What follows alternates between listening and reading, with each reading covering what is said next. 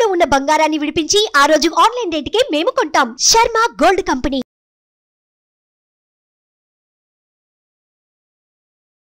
మా లలితా సహస్రనామం దాని పేరమ్మా మీరు లలితా సహస్రనామం అన్నారు, అది కాదు. లలితా రహస్యనామ సహస్రం.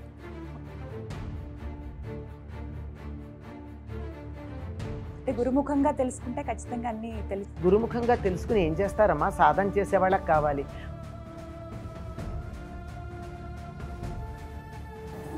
జగన్మాత అని అంటాం కదా, తెలుసో తెలియకో ఇలాంటి తప్పులు చేసినప్పుడు అందిస్తారా మరి పనిష్మెంట్? చిన్నప్పటివైతే తప్పటడుగులు, పెద్దయ్యాక చేస్తే తప్పుటడుగులు. నమస్కారం, నేను గీతాంజలి. సనాతన పూజా విధానంలో లలితా అమ్మవారి ఆరాధన, పూజించే విధానం కానీ, అలాగే లలితా సహస్రనామ పారాయణం కానీ ఎంతో క్లిష్టమైనవని చెబుతూ ఉంటారు. ఉచ్చరణ దోషాలు ఉంటే వాటి నుంచి నెగిటివ్ ఎనర్జీ కావచ్చు, నెగిటివ్ ఎఫెక్ట్ కూడా మనం అందుకుంటాము. అమ్మవారి ఆరాధన చాలా చక్కగా చేయాల్సి ఉంటుందని చెప్తారు. అయితే ఇందులో చాలామందికి ఎన్నో సందేహాలు ఉన్నాయి. లలితా సహస్రనామం పట్ల మనకున్నటువంటి సందేహాలను నివృత్తి చేయడానికి ఇవాళ కార్యక్రమంలో మనతో పాటు ఉన్నారు ప్రముఖ ఆధ్యాత్మికవేత్త డాక్టర్ అనంతలక్ష్మి గారు. అలాగే కొందరు మహిళా మనులను కూడా మేము ఆహ్వానించాము. వారు ప్రతినిత్యం అమ్మవారి ఆరాధన, అలాగే లలితా సహస్రనామ పారాయణ చేస్తూ ఉన్నారు. ఈ పారాయణ చేసే క్రమంలో వారికి ఉన్నటువంటి కొన్ని సందేహాలను మేము నివృత్తి చేసుకోవాలనుకుంటున్నామని చెప్పి అడిగారు. అందుకనే ఈ కార్యక్రమాన్ని మేము ఏర్పాటు చేసాం. అలాగే మీకు కూడా ఎన్నో సందేహాలు ఉండొచ్చు. అయితే అవి కూడా ఈ కార్యక్రమం ద్వారా క్లియర్ చేసుకుంటారని భావిస్తూ కొన్ని ప్రశ్నలు అనంతలక్ష్మి గారి ముందుంచే ప్రయత్నం చేస్తున్నాం. మరి ఈ కార్యక్రమాన్ని ప్రారంభిద్దామా? అమ్మ నమస్కారం అండి. మా ఎన్నో సందేహాలు మన నిత్య జీవితంలో మనం చూస్తూనే ఉంటాం. అయితే నిత్యం చేసేటువంటి దీపారాధన గురించి కొంతమంది కొన్ని ప్రశ్నలు అడిగారు కామెంట్స్ రూపంలో. అందులో ఇది అనంతలక్ష్మి గారిని అడగండి, మేము నివృత్తి చేసుకోవాలనుకుంటున్నాం ఈ సందేహాలను అడిగినవి మీ ముందు ఉంచుతున్నాను. ప్రతినిత్యం చేసేటువంటి దీపారాధన అసలు ఏ విధంగా చేయాలి? దీపం అసలు దేవుడి ముందు ఎందుకు పెట్టాలి? మహిళలే దీపారాధన చేయాలా, పురుషులు కూడా చేయాలా? ఇలా ఎన్నో సందేహాలు ఉన్నాయి. వీటికి మీ సమాధానం? అమ్మా, పూజలో చాలా ప్రధానమైనటువంటిది దీపం పెట్టడం. మనం మామూలుగా అగరొత్తులు వెలిగించామనుకోండి, ధూపమాఘ్రాపయామి అంటాం. పూలు వేస్తే పుష్పం సమర్పయామి అంటాం. ఒక దీపాన్ని ఏమంటున్నాం? దీప ఆరాధన అంటున్నాం. దీపాన్ని కూడా ఆరాధిస్తాం. ముందు దీపం వెలిగిస్తేనే పూజ అయినట్టు. అంటే ఆత్మజ్యోతికి ప్రతీకగా ఒక జ్యోతిని అక్కడ పెట్టుకుని భగవంతుణ్ణి జ్యోతి రూపంగా ఆరాధించటం తప్పనిసరిగా చెయ్యాలి. మీరు స్త్రీలే చెయ్యాలా అని అడిగారు. ఇది ఈ కాలంలో చాలామందికి వస్తూ ఉన్న సందేహం. కానీ వాస్తవంగా ఇంట్లో పూజ చేయవలసినటువంటిది పురుషుడమ్మ. ఇంటి యజమాని ఎవరైతే వాళ్ళు పూజ చేస్తే ఇంటిల్లిపాదికి వస్తుంది. ఆడవాళ్ళు చేస్తే వాళ్ళకు వస్తుందండి, భర్తకి పిల్లలకి రాదు. అందుకని ప్రత్యేకంగా వాళ్ళు పిల్లల కోసం ఏదన్నా అనుకుంటే సంకల్పం చెప్పుకుని చెయ్యాలి. కానీ లేకపోతే ఇంట్లో చేయవలసినది యజమాని మాత్రమే. ఇంటి యజమాని అని ఎవరిని అంటామో వారే చేస్తారు. యజమాని అన్న పదానికే యజ్ఞం చేసేవాడు అని అర్థం. ఏం యజ్ఞం చేస్తాడు? దీపం పెట్టడం, పూజ చేయడం కూడా యజ్ఞమే. పూర్వకాలం పెద్ద పెద్ద యజ్ఞాలు చేసేవారు. పెద్ద యజ్ఞాలు కాకపోయినా చిన్న యజ్ఞాలు ప్రతిదీ కూడా యజ్ఞార్థక్రియగా చేసేటటువంటి, యజ్ఞానికి ప్రతీకగా చేసేటటువంటి పూజ కూడా పురుషుడే చేయవలెను. అది చేయకపోతే, వాళ్ళు చేయకపోతే, ఎవరూ చేయకపోతే తర్వాత తరాల వాళ్ళకి ఎట్లా తెలుస్తుంది ఇంట్లో శుభం ఎట్లా జరుగుతుంది అని చెప్పి ఎవరో ఒకళ్ళు చేయాలి కనుక ఆడవాళ్ళు చేస్తూ ఉన్నారు. ఇంటిల్లిపాదికి మంచి జరగాలంటే తప్పనిసరిగా ఇంట్లో పెద్దవాళ్ళు ఎవరున్నారో మగవాళ్ళు వాళ్ళు చెయ్యాలి. లేని పక్షంలో మిగిలిన వాళ్ళు చేస్తారు. ఇది ఎవరు చెయ్యాలి అన్న దానికి సమాధానం. దీపం ఎలా పెట్టాలి దీని గురించి కొన్ని వందల సార్లు చెప్పినా అనేకమైనటువంటి ఇతరమైన ఆగమాలు కానీ, అనేక రకాలైన ఇతరమైనటువంటి పూజా విధానాలు కొన్ని తాంత్రిక పూజా విధానాలు, వాళ్ళు ఏదో ఒక ప్రత్యేకమైనటువంటి ప్రయోజనాన్ని ఆశించి చేసేటటువంటి తాంత్రిక విధానాల వల్ల వాళ్ళు పెట్టేటటువంటివి మనం కూడా పెట్టాలేమని భ్రమపడుతూ ఉంటారు అందరూ. మామూలుగా నిత్యంగా పెట్టాలంటే దీపం పెట్టేప్పుడు ఏం చెప్పుకుంటాం? సాధ్యం త్రివత్తి సంయుక్తం వహ్నినా యోజితం మయ గృహాణ మంగళం దీపం త్రైలోక్యతిమిరాపహం అని పెట్టుకున్నాం. ఎంత ఆశ మనకి! 3 లోకాల్లో ఉన్నటువంటి చీకట్లని నేను పెట్టే ఈ చిన్న దీపం పోగొట్టాలి అని చక్కగా సదుద్దేశంతో పెడుతూ, ఎట్లాంటి దీపం? 3 ఒత్తులతో కలిసి ఉన్నటువంటిది. 3 ఒత్తులతో కలిసినది. విడివిడి ఒత్తులు 3 కాదు, 3 పోగులు ఉన్న ఒకే వత్తి. త్రివర్తి సంయుక్తం, వాటితో ఉన్నటువంటిది. అందులో నూనె ఉంటుంది. నేను వెలిగించాను. వహ్నినా యోజితం మయ, అగ్నితో నా చేత వెలిగించబడినటువంటిది ముల్లోకాల చీకట్లను పోగొడుతుంది. అందుకే సంప్రదాయం తెలిసినటువంటి పెద్దలు ఎవరైనా 3 పోగులు ఉన్న ఒత్తే వాడతారు, లేదా 3 బొడ్డు ఒత్తి చేస్తే కూడా 3 కలిపి ఒకటి చేసి మధ్యలో పెడతారు. కాకపోతే 2 వేసే సంప్రదాయం ఉంది. శాస్త్రానికి సంప్రదాయానికి కొంచెం తేడా ఉంది. 2 ఎందుకు వేస్తారంటే, ఒక ఒత్తి అశుభ సమయంలో వేస్తారు, అందుకని దానికి సూచనగా ఉంటుంది కదా అని చెప్పి 2 ఒత్తులు వేస్తారు. సాధారణంగా మనం చూసేది అది. 2 ఒత్తులు వేస్తాం. 2 ఒత్తులు వేసి నూనె వేసి చక్కగా దీపం వెలిగించి, దీపానికి కుంకుమ పెట్టవలెను. కనీసం గంధము, అక్షతలు, కుంకుమ పెట్టి దీపం దగ్గర కూడా పువ్వు పెడతారు. సాధారణంగా మనం బయట చూస్తూ ఉంటాం. చక్కగా దీప ప్రజ్వలన అంటారు. దీప ప్రజ్వలన చేస్తారు, కొవ్వొత్తితో దీపం వెలిగిస్తారు, యువతలకు వచ్చేస్తారు. కార్యక్రమాలు తప్పు. ప్రారంభమైనప్పుడు కొవ్వొత్తితో వెలిగించకూడదు.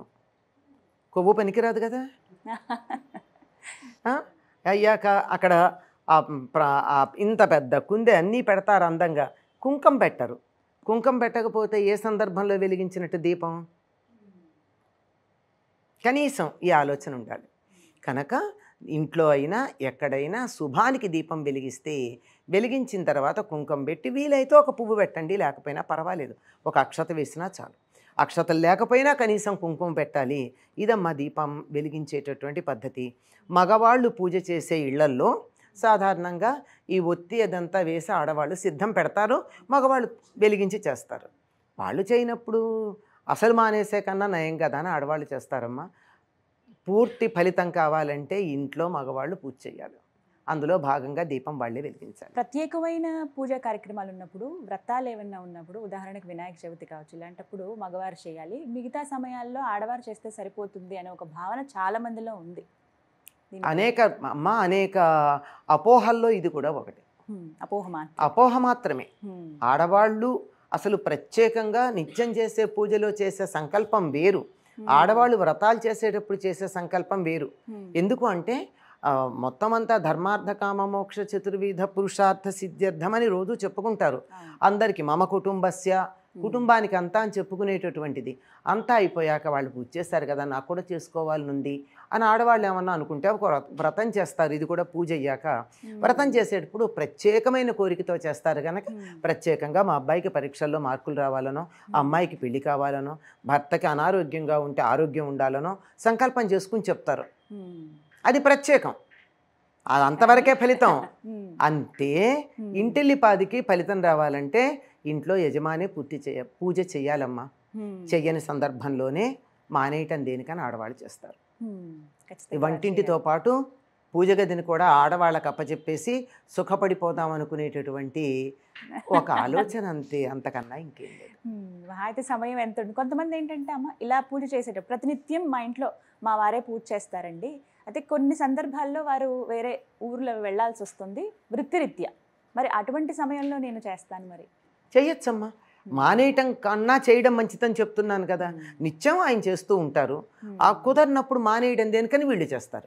నిత్యం చేస్తుంటే సరిపోతుంది, చేయొచ్చు. చెయ్యకూడదని లేదు, వాళ్ళు చేయడం మంచిదంటున్నాం కానీ ఆడవాళ్ళు పూజ చేయకూడదని చెప్పలేదే. వాళ్ళు చేస్తే అందరికీ వస్తుంది, వీళ్ళు చేస్తే వీళ్ళకి వస్తుంది, అంతే తేడా. దీపం పెట్టడం మాత్రం ప్రథమం. అది దీపం పెట్టందే పూజ చేస్తే ఏం లాభం అమ్మ? భగవంతుడు వెలుగు, భగ శబ్దానికే వెలుగు స్వరూపం అయినటువంటి వాడని, ఆ వెలుగుకు ప్రతీకగా ఇక్కడ వెలుగు వెలిగిస్తున్నాం. ఇక్కడో వెలుగుంది, అక్కడో వెలుగుంది. ఆ వెలుగుని మనం ఆ వెలుగుగా భావించుకుంటూ చేసేటటువంటి దీపం చాలా ప్రధానమైంది. ఇంకా కొన్ని ఇళ్లలో అయితే దేవుడికి దీపం పెట్టొస్తామంటూ ఉంటారు. పూజ అన్నదానికి పర్యాయ పదంగా దీపాన్ని కూడా ఆరాధనే చేస్తాం, దేవుణ్ణి ఆరాధనే చేస్తాం. దీపం వెలిగించటం చాలా ప్రధానమైంది. సందర్భం మా అమ్మగారు కూడా దీపారాధన అయిందా ఇలాంటి దీపారాధన అన్నది పూజ అన్న అర్థంలోనే వాడతాం. చక్కగా నివృత్తి చేశారమ్మా. మా లలితా సహస్రనామం ప్రతి ఒక్కరూ పారాయణ చేయాలి, చేస్తే చాలా మంచిది అని చెబుతారు. ఇది ఒక నియమంగా పెట్టుకోవాలా, లేదు జీవితంలో ఒకసారైనా చదివితే చాలు ఇలా మాత్రమే, లేకపోతే శుక్రవారం పూట చదివితే చాలు, ఇలా ఏమన్నా కొన్ని నియమాలు వీటికి ఉన్నాయా?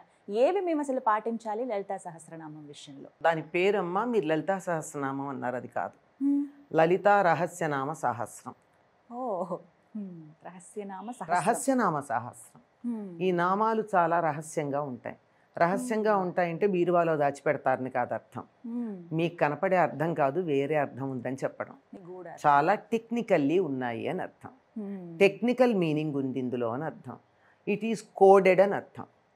కోడ్ డీకోడ్ చేస్తే తప్ప అర్థం కాదని అర్థం. అది అటువంటిది ఈ మధ్య కాలంలో ఒక ఫ్యాషన్గా చదవడం చూస్తున్నాం. ప్యాషన్గా చదవడం చాలా తక్కువగా ఉంది. ఈ ఫ్యాషన్గా చదివేటటువంటి కారణంగా చదివేయాలని తాపత్రయపడుతున్నారు. మీరు ఒక్కసారి తలుచుకోండి, ఇక్కడున్న వాళ్ళు కానీ, మీ అమ్మలు కానీ, అమ్మమ్మలు కానీ, నాయనమ్మలు కానీ లలితా పారాయణలు చేశారా? అందరూ అంటున్న పదం వాడాను నేను ఇక్కడ. లలితా పారాయణలు మీ అమ్మమ్మలు నాయనమ్మలు చేశారా? లేదు కదా. వాళ్ళు చాలా ఉద్ధరించబడ్డారే, సుఖమయమైనటువంటి జీవితాన్ని గడిపారే, మనకన్నా ఆనందంగా గడిపారే, ముఖాన చిరునవ్వు మాయకుండా చక్కగా ఉన్నారే, ఐదోతనంతో చాలా కాలం జీవించారే, వాళ్ళు బతికుండగా వాళ్ళ పిల్లలకి ఎటువంటి బాధ జరగలేదే, అంటే పుత్రశోకాలు లాంటి అనుభవించలేదే. మరి ఇవన్నీ మనం అనుభవిస్తూ ఉన్నాం, ఈ పారాయణలు చేస్తున్నాం, ఏమిటి తేడా అంటే దాని పేరే రహస్యనామ సహస్రం. అంటే చాలా జాగ్రత్తగా ప్రత్యేకమైనటువంటి నియమాలతో చదవాలి అని అర్థం. అది చదవడానికి నియమాలు ఉండాలి.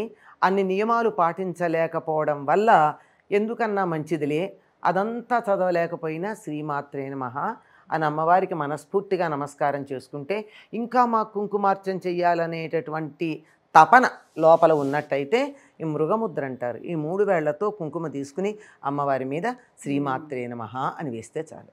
అమ్మో అది కూడా నేను అనలేను, నేను చదువుకోలేదు, నా నాలిక కుదరదు, కాస్త నాలిక మందం, సరిగ్గా అనలేకపోతున్నాను అనిపిస్తుంది కొంతమందికి.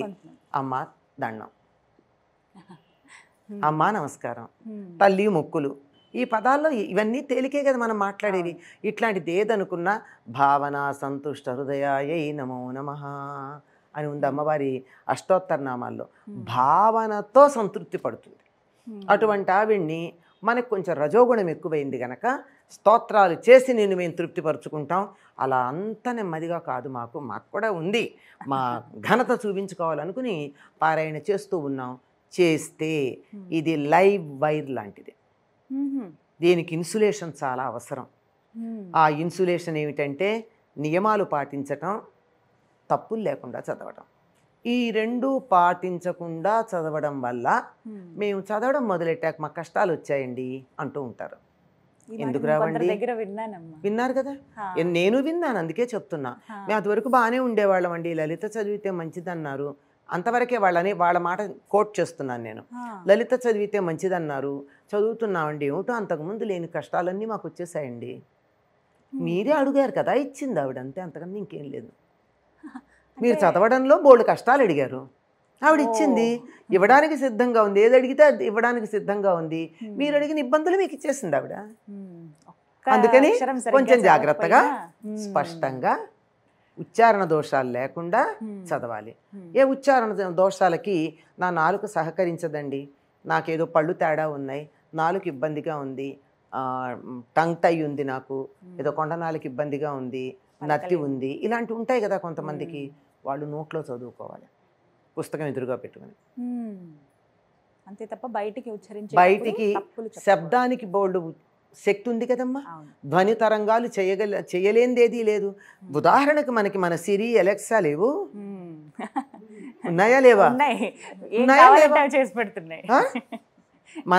మన ధ్వనికైనా సమాధానం చెప్తున్నాయి. మరి ధ్వనికి సమాధానం చెప్పేటప్పుడు మీ గొంతు కాక వేరే గొంతుకి అలెక్సా రెస్పాండ్ అవుతుందా? You have a different intonation. అందువల్ల మీ ఇంటోనేషన్ ఇమిటేట్ చేస్తే అవుతుంది, లేకపోతే అవదు. మరి ఒక అలెక్సా లాంటిదే స్పష్టమైన ధ్వనికి రెస్పాండ్ అవుతూ ఉన్నప్పుడు అంతకన్నా పెద్ద ఎనర్జీ మనకి రెస్పాండ్ అవ్వాలంటే ధ్వనిని ఎంత జాగ్రత్తగా ఉచ్చరించాలి. అది లేకపోవడం వల్ల మీరు ఏదడిగితే అలెక్సా కాకపోతే గిలెక్సా పలుకుతుంది మనం మాట్లాడితే. ఈ గిలెక్సా పలకకుండా ఉండాలంటే అలెక్సానే పలకాలంటే స్పష్టంగా ఉచ్చరించాలి. ఈ నియమాలు తప్పనిసరిగా పాటించాలమ్మా. తర్వాత చాలా పవర్ఫుల్ గనక ఆ పవర్ అన్నది స్వచ్ఛమైనటువంటి పదార్థాన్ని అగ్నిలో వేస్తే పరిమళం వస్తుంది, మిరపకాయలు వేస్తే ఘాటు వస్తుంది. మనం ఇందులో స్వచ్ఛమైనటువంటి ధ్వని వేస్తున్నామా, మిరపకాయలు మిరియాలు లాంటివి వేస్తున్నామా అన్నదాన్ని ఆలోచించుకుని చక్కగా చేస్తే ఫలితం ఎందుకు ఉంటుంది అన్నదాన్ని మీకు అర్థమై ఉంటుంది. ఏమీ లేకపోతే ఇంత పసుపు వేసినా చాలు వాతావరణం అందరినీ భయపెట్టడానికి. చాలా అవును, అంచేత జాగ్రత్తగా చదవాలి. చదివే విషయంలో ఎంత జాగ్రత్తగా ఉండాలని మీ నుంచి ఇప్పుడు తెలిసిందమ్మా. అంటే మేము చదువుతున్నాం, ఎన్నో ఏళ్ళ నుంచి చదువుతున్నాం. కొంతమంది మీరు అన్నట్టు ఇందాక ఫ్యాషన్ అన్నారు, ఈ మాట కరెక్టేనేమో. రెండు, ప్యాషన్ ఒకటి ఫ్యాషన్ ఒకటి, రెండు ఉన్నాయి. ఎంతమంది అంటే 100 మంది ఇలా 100 మంది మేము ఇలా పారాయణకు వెళ్తున్నామండి చూసానమ్మా నేను. చాలా మంది అమ్మా ఈ రోజుల్లో ముచ్చటేసేది, ఇంతమంది పారాయణ చేస్తున్నారండి. కానీ వాళ్ళు చేసే చిన్న తప్పు వాళ్ళ జీవితాలనే మార్చేస్తుంది అనమాట. అదొకటి అందరూ గుర్తుపెట్టుకోవాలి. అలాగే ఇప్పుడు వీరి సందేహాలు ఒకసారి తెలుసు. ఎందుకంటే ఇప్పుడు లలిత గురించి చెప్పట్లేదు కానీ వేరే అలక్ష్మీర్మేనస్యతాం అని ఉంటుంది శ్రీ సూక్తంలో. ఆ అన్నది అవగ్రహంగా ఉండాలి. లక్ష్మీర్మేనస్యతాం అని చదువుతారు. అలక్ష్మి మాకు పోవాలి అని కోరుకునే సమయంలో లక్ష్మి మాకు పోవాలి అని కోరుకుంటే ఫలితం ఏముంది? ఆవిడ ఏదైనా ఇవ్వడానికి రెడీగా ఉంది. నువ్వు ఏ మీట నొక్కావో దాని ఫలితం వస్తుంది. ఫ్యాను మీట నొక్కితే ఫ్యాను కదులుతుంది, దీపం మీట నొక్కితే దీపం కదులుతుంది. నువ్వు ఏ మీట నొక్కావు అది గుర్తుపెట్టుకోవాలి. ఎన్ని ఫలితం తీసుకోవడానికి కూడా సిద్ధంగా ఉండాలి. అంచేత కొంచెం జాగ్రత్తగా, తొందర ఏం లేదు. ఓ నెలకు కష్టపడండి, కూర్చోండి, నేర్చుకోండి, తప్పులు లేకుండా ఉచ్చరించడం నేర్చుకోండి. అప్పటిదాకా పైకి ఉచ్చరించకుండా కళ్ళతో చూస్తూ చదవండి. మేము చదివామనేటటువంటి ఫ్యాషన్ కోసం కాదు, బాగా చదవాలనే ప్యాషన్తో చదవండి. అమ్మ అనుగ్రహం కూడా అదే విధంగా ఉంటుంది. అంతే, ఏదంటే అదే. వాళ్ళకి ఏమి దైవం అన్నది ఇట్స్ లైక్ ఏ మిర్రర్. మనం నవ్వితే నవ్వుతుంది ప్రతిబింబం, మనం ఏడిస్తే ఏడుస్తుంది, మనం తిడితే తిడుతుంది. అంతేగాని ప్రత్యేకం ఏం లేదు. అందువల్ల మనకి సత్ఫలితం కావాలంటే మనం చక్కగా ఉండాలి. సరే, అందరూ మేమే చూస్తున్నారు మా శక్తిగా. ఇంకా మీ సందేహాలు లలితా సహస్రనామం పట్ల ఏమున్నాయో అనంతలక్ష్మి గారిని అడిగి నివృత్తి చేసుకోండి. ముందుగా ఎవరండి? అమ్మ నమస్కారం అమ్మ, నా పేరు పద్మచరాణి. నాకు ఈ లలితా సహస్రనామంలో ఒక సందేహం ఉంది. అదేంటంటే ఇందులో చక్రాలకు సంబంధించి షట్చక్రాలకు సంబంధించిన వివరణ ఉందని ఉందమ్మా. దాని గురించి కొంచెం వివరంగా చెప్పమ్మా. అది చాలా ప్రత్యేకంగా 1 గంట పైన అంతకన్నా ఎక్కువే పడుతుందమ్మా. వజ్రేశ్వరి వామదేవి వయోవస్థా వివర్జిత అన్న దగ్గరించి మొదలు పెడితే విశుద్ధి చక్ర నిలయ అంటూ మొదలుపెట్టి ఇలా మూలాధారం దాకా వచ్చి, మూలాధారం తర్వాత మళ్ళీ ఆజ్ఞాచక్రానికి వచ్చి, ఆజ్ఞ తర్వాత సహస్రారం దాకా వెళ్ళడం జరిగింది. అమ్మవారు ఇన్నింటిలోనూ ఉంటుంది అని చెప్తూ ఏ చక్రంలో ఉన్నప్పుడు ఆవిడకు ఉండేటటువంటి పరివార దేవతలు ఎవరు, ఆ సమయంలో ఆవిడకి ఇష్టమైనటువంటి ఆహారం ఏమిటి, ఇలాంటి వివరాలన్నీ అందులో ఉన్నాయి. ఇది మనకి మన శరీరంలో ఉండేటటువంటి షట్చక్రాల యొక్క వివరణ. అమ్మవారు కుండలిని స్వరూపంగా సమస్త జీవులలోనూ ఉందన్నారు. అది సూక్ష్మతర రూపం. అమ్మవారికి ఉండేటట్టు, అమ్మవారికే కాదు ఏ దైవానికన్నా ఉండేవి స్థూల రూపం. అంటే మనం పంచేంద్రియాలతోనూ గ్రహించటానికి వీలుగా ఉండే విగ్రహ రూపం స్థూలం. అంటే మనకు ఆ ఇంద్రియాలతో తప్ప మరో చోట గ్రహించగలిగిన శక్తి లేదుగా. అంచేత మన మీద అనుగ్రహంతో విగ్రహ రూపం ధరించి రావడం, అది స్థూల రూపం. దానికి మించినటువంటి రూపం ఉన్నది సూక్ష్మ రూపం, యంత్రం. దానికన్నా మించినటువంటిది మంత్రం, సూక్ష్మతర రూపం. సూక్ష్మతమ రూపం అమ్మవారిది కుండలిని స్వరూపంగా మనలో ఉంటుంది. ఆ కుండలిని స్వరూపంగా ఉండేటటువంటి అమ్మవారు మూలాధారంలో 3.5 చుట్టలు చుట్టుకొని నిద్రిస్తూ ఉంటుంది. ఎందుకంటే పరిణామ దశలో ఒక ఖనిజాణువు కొన్ని కోట్ల సంవత్సరాలు తపించి వృక్షాణువుగా మారి పరిణామం చెంది, అది వృక్షాణువు జంతువు యొక్క అణువుగా ఎమీబా అలా తయారయ్యి, ఆ తరువాత నెమ్మదిగా పరిణామం చెంది చెంది చెంది చెంది ఇప్పటికి ఎన్ని అయినాయి? ఖనిజము, వృక్షము, జంతువు. ఈ 3 దశలు 3 చుట్టలు అయిన తర్వాత జీవులలో ఉన్నటువంటి పరిణామ దశలతో పూర్తి అయిన తర్వాత వచ్చినటువంటిది మానవుడు. ఆ మానవ దశకు వచ్చింది కానీ మానవుడు ఇంకా పర్ఫెక్ట్గా లేడు. ఆ పర్ఫెక్షన్కి వచ్చేటటువంటి దానికి అరచుట్ట ఇంకా మిగిలి ఉంది. అదే మనకి దీనికి సూపర్ సైకి అని చెప్పి అరవిందుల వారు చెప్పారు. బుద్ధ స్థితి అని చెప్పి బుద్ధుడు చెప్పాడు. మనకి సంప్రదాయంలో పరబ్రహ్మము మొదలైనటువంటి పద్ధతులు మనకున్నాయి. అంటే ఇవి ఎక్కువగా సనాతన ధర్మంలో ఉన్న విషయానికన్నా ఇతర విషయాల గురించిన పుస్తకాలు చదవడం ఇంగ్లీష్లో చాలామందికి అలవాటైంది కనుక అరవిందుడి గురించి బుద్ధుడి గురించి చెప్పాను. అలాగే జనుడు అని జైనులు చెప్పారు. జనత్వం అనేటటువంటి స్థితికి రావడం, ఆ స్థితికి రావడానికి మనం ఉన్నటువంటి స్థితి నుంచి ఆ స్థితికి పరిణామం చెందడానికి సంకేతంగా ఇంకా అరచుట్ట చుట్టుకోలేదు. అలా ఉన్నటువంటి మూలాధారంలో ఉన్నటువంటి జీవుడు ఊర్ధ్వముఖంగా వెళ్ళి సహస్రారానికి చేరతాడు. అలా చేరడానికన్నా ముందు ఎలా వచ్చాడు అంటే విశుద్ధి చక్రంలో ప్రవేశించి అక్కడి నుంచి నెమ్మదిగా దిగువకి ప్రయాణం చేసి మూలాధారానికి చేరుకోవడం జరిగింది. ఇది ఎలా జరిగింది అన్నదానికి జాగ్రత్తగా గమనించినట్టయితే ఈ విశుద్ధి చక్రంలో ఉన్నటువంటి స్థితి అప్పుడే ఏర్పడినటువంటి జైగోట్ స్థితిలో ఉన్న అప్పుడే ఫలదీకరణ చెందినటువంటి అండము యొక్క స్థితి. అక్కడి నుంచి విశుద్ధికి వచ్చేటప్పటికల్లా అక్కడికి 2 దళాలు కనపడతాయి. ఆ 2 దళాలు కనపడేటప్పటికీ 2 ముఖాలు ఏర్పడతాయి. 2వ నెలలో గర్భస్థ శిశువు ఉండే స్థితి.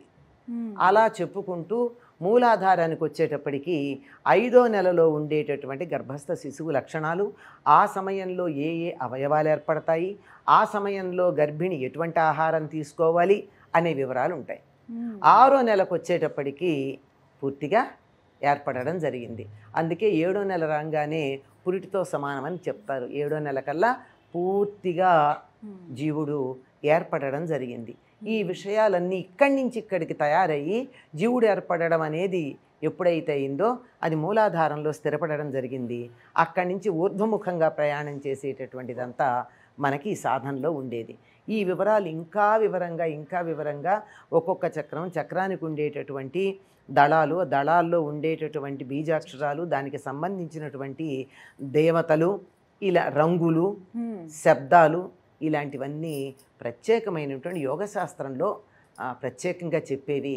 మనం తప్పులు లేకుండా చదువుకుంటే చాలు, మన వరకు అంతవరకు పరిమితం. అంటే గురుముఖంగా తెలుసుకుంటే ఖచ్చితంగా అన్ని తెలుస్తాయి. గురుముఖంగా తెలుసుకుని ఏం చేస్తారమ్మా? సాధన చేసే వాళ్ళకి కావాలి. ఊరికే తెలిస్తే ఏమైంది? మూలాధారంలో 5 భాగాలు ఏర్పడతాయి, 5 ముఖాలు ఏర్పడతాయి. తెలుసుకున్నాను, ఏం లాభం? దానికి సంబంధించినటువంటి సాధన చెయ్యాలి కదా. సాధన చేసేవాళ్ళు కూడా ఉన్నారు. ఆ సాధన ఒక్కొక్క చక్రంలో ఒక్కొక్క బీజాక్షరాన్ని సాధన చేసేటటువంటి ఒక ప్రక్రియ ఉంది.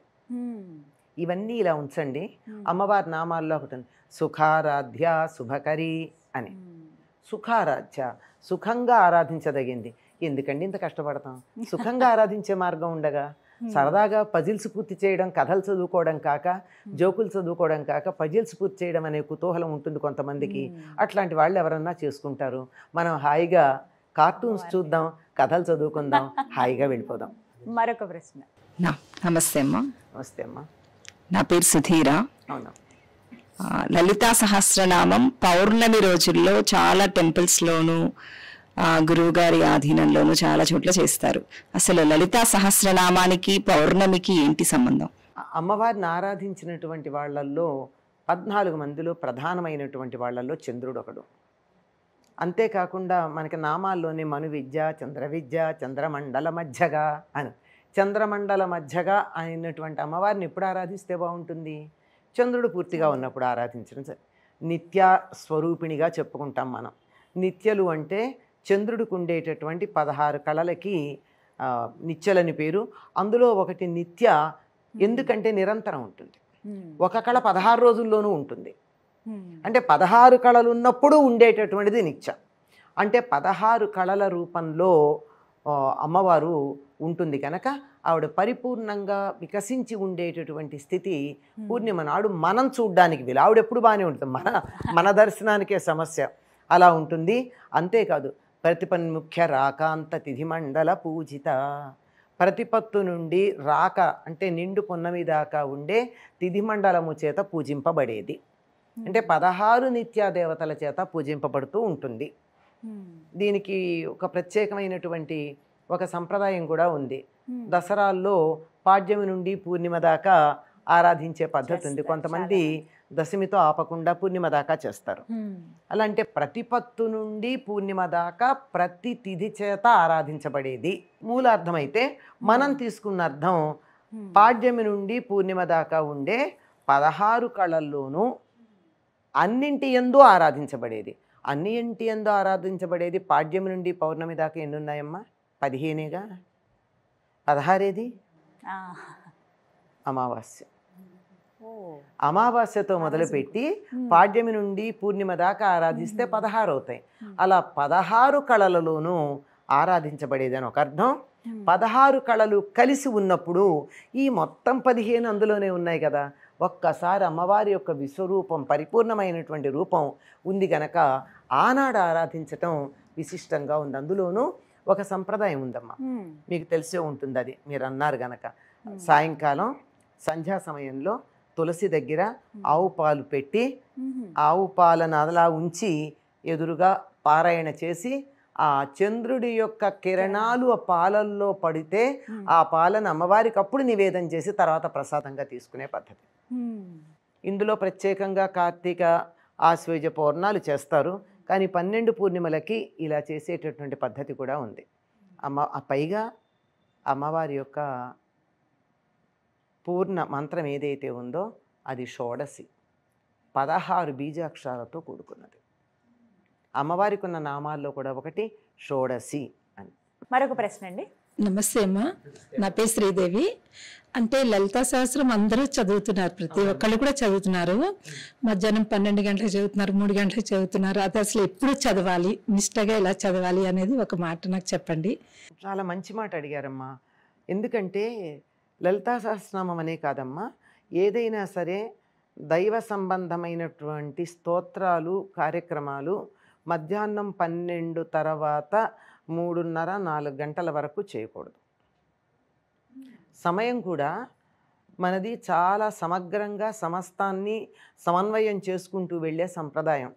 దేవతలతో పాటు రాక్షసుల్ని పితృదేవతల్ని కూడా మనం ఆరాధిస్తాం. ఒక్కొక్కళ్ళకి ఒక్కొక్క సమయాన్ని కేటాయించాం. మధ్యాహ్నం 12:30 నుండి కొంచెం సేపు పితృదేవతలను ఆరాధించుకోవడానికి తగినటువంటి సమయం. ఆ తరువాత ఆ సమయం తరువాత ఒకవేళ పితృదేవతల్ని సంకల్పం చెప్పుకోకపోతే వాళ్ళు రారు, వాళ్ళు చాలా బెట్టు చేస్తారు. వాళ్ళకు కొంచెం అలక కోపం ఎక్కువ. చాలా దేవతలైనా మనం అటో ఇటో చేస్తే అనుగ్రహిస్తారు, కానీ పితృదేవతలకి చాలా కోపంటండి. అంచేత వాళ్ళ అనుగ్రహం లేనిదే సంతానం కలగదు, ఏ అభివృద్ధి ఉండదు. కనుక వాళ్ళని వాళ్ళకి కావలసినట్టుగా ఆరాధించాల్సిందే. అయితే వాళ్ళని పిలవకపోతే వాళ్ళు రారు, కానీ మిగిలినటువంటిది ఆ సమయం రాక్షసులకు చెందుతుంది. మనం చేసే స్తోత్ర ఫలం ఏదన్నా ఉంటే రాక్షసులకు చెందుతుంది. రాక్షసులు బలవంతుల వాళ్ళను కోరుకుంటే ఆ సమయంలో చదువుకోవచ్చు, లేకపోతే అలా సమయంలో చదవడం తగినటువంటిది కాదు. అయితే ఇలాంటప్పుడు 1-2 సందేహాలు అడుగుతారు. మేము ఏకాహం చేస్తామండి, ఇవాళ ఉదయం 6 గంటలకి మేము దీపం వెలిగించుకుని రేపు ఉదయం 6 గంటల దాకా కంటిన్యూస్గా చేస్తూ ఉంటామని చెప్తారు. అప్పుడు ఆ సంకల్పం చెప్పుకుని దీపం వెలిగించి అక్కడి నుంచి కదలకుండా లేవకుండా కంటిన్యూస్గా చేస్తూ ఉంటారు కనుక ఆ సంకల్పం చెప్పుకున్నప్పుడు అక్కడికి మాత్రమే అది పరిమితం, అక్కడ పని ఉంది. అంతేగాని మామూలుగా పని అంతా అయ్యాక అందరినీ పంపించి కడుపు నిండా టిఫిన్ తిని హాయిగా మన చూడాల్సిన సీరియల్స్ చూసుకుని 12:30కి నేను పారాయణ చేస్తాను కూర్చున్నారనుకోండి, ఏం పర్వాలా, రాక్షసులు బలవంతులు అవుతారు. చాలా 12 గంటల లోపు తర్వాత మళ్ళీ సాయంత్రం ఎప్పుడు 3:30-4 అంటే ఈ సమయం కొంచెం వేరీ అవుతుందమ్మా. సూర్యోదయ సూర్యాస్తమయాలను అనుసరించి మధ్యాహ్నం ఒక 10 నిమిషాలు. 12 ఎగ్జాక్ట్లీ 12 అని చెప్పడానికి లేదు, ఎందుకంటే సూర్యోదయం త్వరగా అయితే ఆలస్యంగా సూర్యాస్తమయ వేసం కాలంలో ఉండే సమయం వేరు. ఆలస్యంగా సూర్యోదయం అయ్యి త్వరగా సూర్యాస్తమయం అయ్యేటటువంటి సమయాల్లో మధ్యాహ్నం వేరు. అంచేత సుమారుగా చెప్పడమే ఈ సమయం అంతా. అంచేత ఆ సమయాల్లో చెయ్యకూడదు. కానీ ఎక్కువ మందిని గమనించింది సాయంత్రం 6 గంటలకి పారాయణ. సంధ్యా సమయంలో చాలా మంచిదమ్మా. అమ్మవారికి రాత్రిపూట ఆరాధన చేయడం అన్నది అమ్మవారికి సంబంధించినటువంటి చాలా ప్రత్యేకమైనటువంటి అంశం అమ్మ. చాలా ఆవిడని ఎప్పుడు కూడా అలాగే ఆరాధించడం ప్రశస్తి అంటారు. కాకపోతే ఈవిడ అడిగారు కదా నియమం, ఆరాధించేటప్పుడు ఏం చేయాలి, నియమాలు ఎట్లా పడితే అట్లా అని. శుచిగా ఉండాలమ్మా. ఇందాకే చెప్పాను కదా, శుచిగా లేకపోతే కాస్త పొల్యూట్ అయినటువంటి వస్తువులు అగ్నిలో వేస్తే ఏమవుతుందో, మనం శుచిగా లేకుండా చదివితే అలాగే ఉంటుంది. ఏముంది, కిలుం పట్టిన పాత్రలో పాయసం పోస్తే పాయిజన్ అవుతుంది అంతే, అంతకన్నా ఇంకేం కాదు. చాలా పెద్ద విషయం అమ్మా అది. అంతకన్నా పెద్దది ఏం కాదు. అయితే మనం చాలా క్రిమిసంహారక మందులన్నీ లోపల వేసుకుని రెడీగా ఉన్నాం కనుక, అంటే చాలా క్రిమిసంహారకాలు వేసిన కూల్ డ్రింక్స్ అన్నీ తాగి రెడీగా ఉన్నాంగా, అంచేత పెద్ద ప్రమాదం జరగట్లేదు. ఎందుకంటే మన దగ్గర సిన్సియారిటీ లేదు కదా, పెదమలతోనే ఉంటున్నాం కదా, అందువల్ల పెద్ద ప్రమాదాలు జరగట్లా. నిజంగా మనస్ఫూర్తిగా చేస్తే మాత్రం ప్రమాదమే. అందువల్ల జాగ్రత్తలే ఉండాలి, శుచిగా ఉండాలమ్మా. శుచిగా అంటే కొత్త బట్టలని కానీ పట్టుబట్టలని కానీ నియమం ఏం లేదు. చక్కగా ఉతికి ఆరేసినటువంటి బట్టలు కట్టుకుని వీలైనంత వరకు ఒకే చోట కూర్చుని చేసుకోవడం మంచిది. సోఫాల్లోనూ కుషన్స్లోనూ కూర్చుని చేయకూడదు. ఎందుకంటే ఈ సోఫాల్లో కుషన్స్లో ఎంతమంది వచ్చి కూర్చుంటారో, ఏ స్థితిలో వచ్చి కూర్చున్నారో మనమే ఎన్నో సందర్భాల్లో కాలకృత్యాలకు వెళ్ళొచ్చి ఇందులో కూర్చుని ఉండొచ్చు. ఎవరినో కూడా అనుకోవడానికి లేదు. అందువల్ల శుచిగా ఉన్నటువంటి చోట ఒక చోట ఒక నియమంగా కూర్చుంటే ambience will give the mood. అందువల్ల చక్కగా కూర్చొని చేసుకుంటే బాగుంటుంది. అర్థమైంది? ఇది నేను ఎప్పుడు అనుకుంటూ ఉంటాను. కోపం వస్తే రావచ్చు చాలామందికి. ఇది చూసినటువంటి వాళ్ళు నా మీద విరుచుకు పడితే కూడా పడవచ్చు. మనకి సమాజంలో జరిగే అనేక రకాలైన దురంతాలకి 12:30, 1 గంట, 2, 3 దాకా పారాయణాలు చేస్తూ ఉంటారు. అటువంటి ఫలితాలు కారణమేమో అని నాకు అప్పుడప్పుడు అనిపిస్తూ ఉంటుంది. నిజమెంతో అమ్మవారికి తెలియాలి. ఆ సమయంలో పారాయణ చేయడం అనేది చాలా ప్రమాదం అని అనొచ్చా? అంటే రాక్షసులు విజృంభిస్తే ఏమవుతుంది అన్నది, వాళ్ళు బలవంతులైతే ఏమవుతారు అన్నదాన్ని మనం అర్థం చేసుకోవాలి అంతే. ఇంకంతకన్నా వివరం ఏం చెప్పగలం? మరి సాయంత్రం పూట పారాయణ చేయాలనే ఉద్దేశంతో 4 తర్వాత చేయొచ్చమ్మా. అలాంటి వారు ఉదయం నుంచి ఉపవాసం ఉండాలంటారా? ఆహారం తీసుకోవచ్చు అంటే ఇదే చాలా మందికి సందేహం అమ్మా. పొద్దున్న చేసేవాళ్ళే పలహారం చేస్తున్నారు, మేము మందులు వేసుకుంటున్నామని. ఈ మందులు ఒక వంకమ్మ. చాలా మందులకి కాఫీ చాలు, కానీ టిఫిన్ తినడం అనేది మందులు వేసుకోవడానికి వంకగా పెట్టుకుంటూ ఉంటారు చాలా మందులు, కానీ అన్నిటికీ కాదు. ఏవో పర్టిక్యులర్స్ ఉండొచ్చు, వివరాలు నాకు తెలియదు. దాని బదులు అరగంట ముందు లేవచ్చుగా, వేరే కార్యక్రమం ఇంకోటి ఏదన్నా పెట్టుకోవచ్చు కదా, అయినా తినేచేస్తారు. కానీ అనారోగ్యంగా ఉండి, అనుకోకుండా అనారోగ్యంగా ఉండి అయినా నాకు ఆరాధన చేసుకోవాలనే తపన ఉంటుంది, కొంతమందికి ఉంటుంది కదా. అట్లాంటప్పుడు వారికి ప్రత్యేకంగా ఇచ్చినటువంటి వెసులుబాటు ఏమిటంటే పాలు తాగి చేసుకోవచ్చు, లేదు పండు తినచ్చు. అంటే వండింది అట్లా కాకుండా, ఎందుకంటే శరీరానికి వెంటనే బలం కలిగించి పొట్ట మీద బరువు లేకుండా జీర్ణ వ్యవస్థకి ఇబ్బంది కలిగించకుండా తేలికగా కూర్చుంటే అలా కునికిపాట్లు రాకుండా హాయిగా చెప్పడానికి వీలుగా ఉంటుంది. అది ఈ మధ్య కాలంలో అనుమతించబడింది. అయితే చాలామంది పెద్దలు గురువులైనటువంటి వాళ్ళు, మేము గురువులు అని అనుకుంటున్నటువంటి వాళ్ళు, శిష్యులకి మేము చెప్పచ్చు, వాళ్ళు ఆ మాటని వింటారు అనేటటువంటి ఒక నమ్మకం తమ మీద తమకి కలిగినటువంటి వారు టిఫిన్లు తినిచేసుకోండి అని చెప్తున్నారు. ఆ దోషం టిఫిన్ తినిచేసుకున్న వాళ్ళకి రాదు, చెప్పిన వరకు వస్తుంది అంతే కదా. అంచేత ఎవరినన్నా మనం పరిపూర్ణంగా విశ్వసించి నమ్మాము అని అడిగి వాళ్ళ సూచన పాటిస్తే పాటించినటువంటి వారికి ఎటువంటి దోషం రాదు. అంచేత అటువంటి గురువులుండి, నేను ఇంకొక గురువుని విన్నాను, ఏమన్నా దోషం ఉంటే నేను అనుభవిస్తా, ఏం పర్వాలా, నీకు అనారోగ్యంగా ఉంది, నువ్వు తిని కూర్చుని చేసుకో అన్నారు. పర్వాలా, అటువంటి గురువులకి పాదాలకు నమస్కారం, గురుస్థానంలో ఉన్న వాళ్ళకి. వారు స్వీకరిస్తారు. అలా కాకుండా చేసేసుకోండి పర్వాలేదు మీ ఇష్టం, ఏదో చేస్తున్నారుగా, ఎత్తాకొట్టా చేస్తున్నారుగా, తప్పో ఒప్పో చేస్తున్నారుగా అంటే చదవడంలో తప్పో ఒప్పోతో పాటు ప్రవర్తనలో కూడా తప్పో ఒప్పో అనుమతించారనుకోండి, అది వారందరికీ నమస్కారం. వేళ వాళ్ళు అనారోగ్యంతో ఉంటే రిజర్వేషన్స్ వేరమ్మా, కన్సెషన్స్ వేరమ్మా, జనరల్ రూల్ వేరు.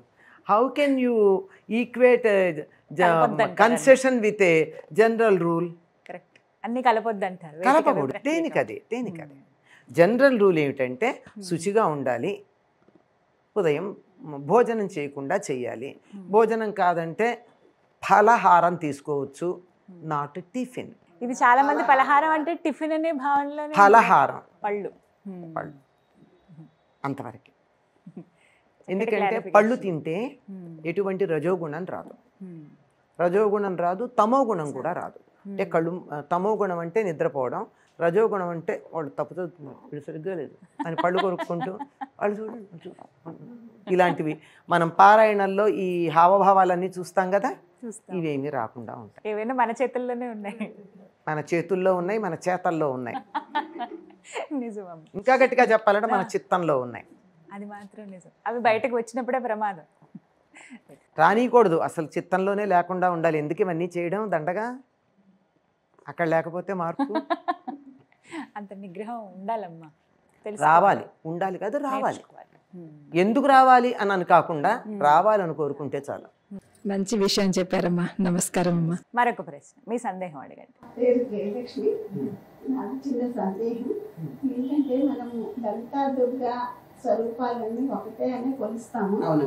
కొలిచినప్పుడు ఎక్కువగా దుర్గాదేవికి అష్టమి, నవమి చాలా విశేషమైన రోజులు, అట్లాగే చతుర్దశి కూడా అని అంటాం మనం.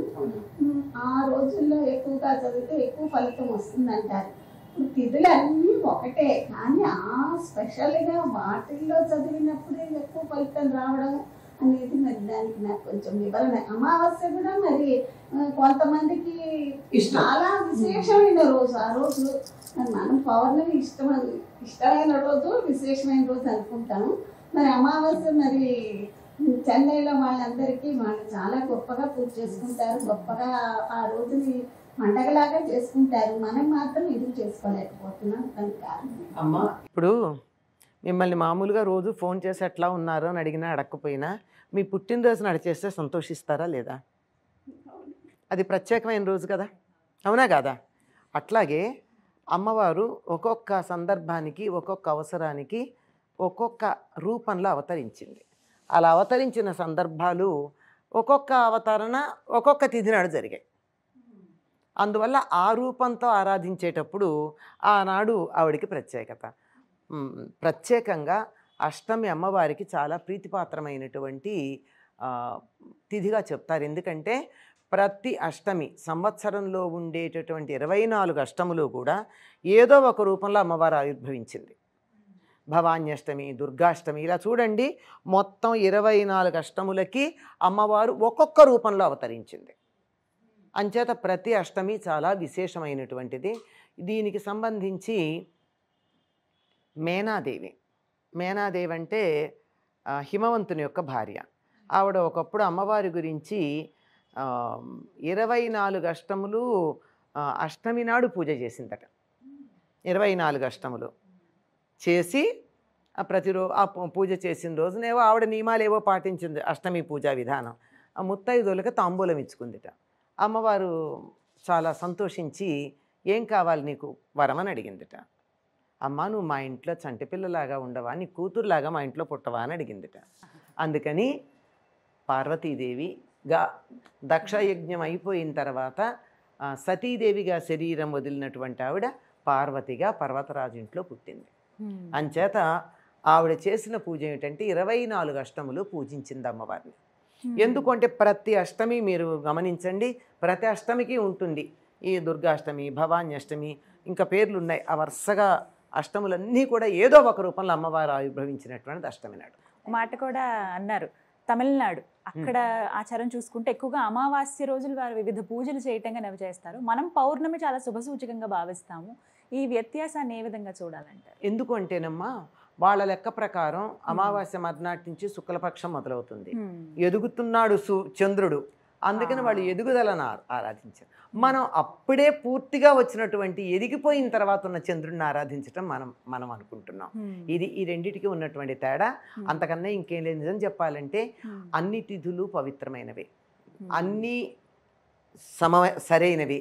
అయితే కొన్ని తిథులు కొన్ని కార్యక్రమాలకు బాగుంటాయి. ఇది మనకి బాగా అర్థం కావాలంటే ఏం చెప్తామంటే, ఏదైనా ధ్యానం అది పొద్దున బాగుంటుంది, భోజనం పొద్దున బాగుంటుంది. మిట్ట మధ్యాహ్నం ఏం చేస్తాం, బయటికి వెళ్ళే పనులు ఉంటే ఎప్పుడు చేయాలి? మొక్కలకి నీళ్ళు ఎప్పుడు పోస్తాం? సాయంత్రం పోస్తాం. పూలు ఎప్పుడు కోస్తాం? ఉదయం కోస్తాం. మిట్ట మధ్యాహ్నం 12ంటికి పూలు కోస్తామా? మొక్కలకి నీళ్లు పోస్తామా? చెయ్యం కదా. అంచేత ఒక్కొక్క పనికి ఒక్కొక్క కాలం సరైనటువంటిది. అంచేత ఈ పూజకి ఈ కాలం, ఈ సమయం బాగుంటుంది, ఈ కార్యక్రమానికి ఈ సమయం బాగుంటుంది, దీనికి ఇది బాగుంటుంది అని చెప్పడం ఉందే తప్ప ఏది పనికిరాందని కాదు. మిట్ట మధ్యాహ్నం పూలు కొయ్యడానికి పనికిరాదని ఎట్లా అంటామో కొన్ని పనులకు కొన్ని పనికిరావు, అంతే, అంతకన్నా ఇంకేం కాదు. కానీ అంత కాలంలో కాలం భగవత్ స్వరూపమైనప్పుడు ప్రతి క్షణం పవిత్రమైందే, ప్రతి క్షణం విలువైందే. దాన్ని చాలా జాగ్రత్తగా మనం వినియోగించుకోవాల్సిందే. చక్కగా వివరించారమ్మా. మరొక ప్రశ్న, మీ సందేహం అడిగండి. నాకు ఊహ తెలిసినప్పటి నుంచి 3 దశాబ్దాలు 4 దశాబ్దాలుగా లలితా సహస్రనామం చదువుకుంటూ ఉంటామండి, మాకు చెల్లెళ్ళ అందరం. ఈ మధ్య కొత్తగా కొన్ని నెలలుగా, కొన్ని సంవత్సరాలుగా వింటున్నాము నామ సంపుటీకరణము లలితా సహస్రనామము అని.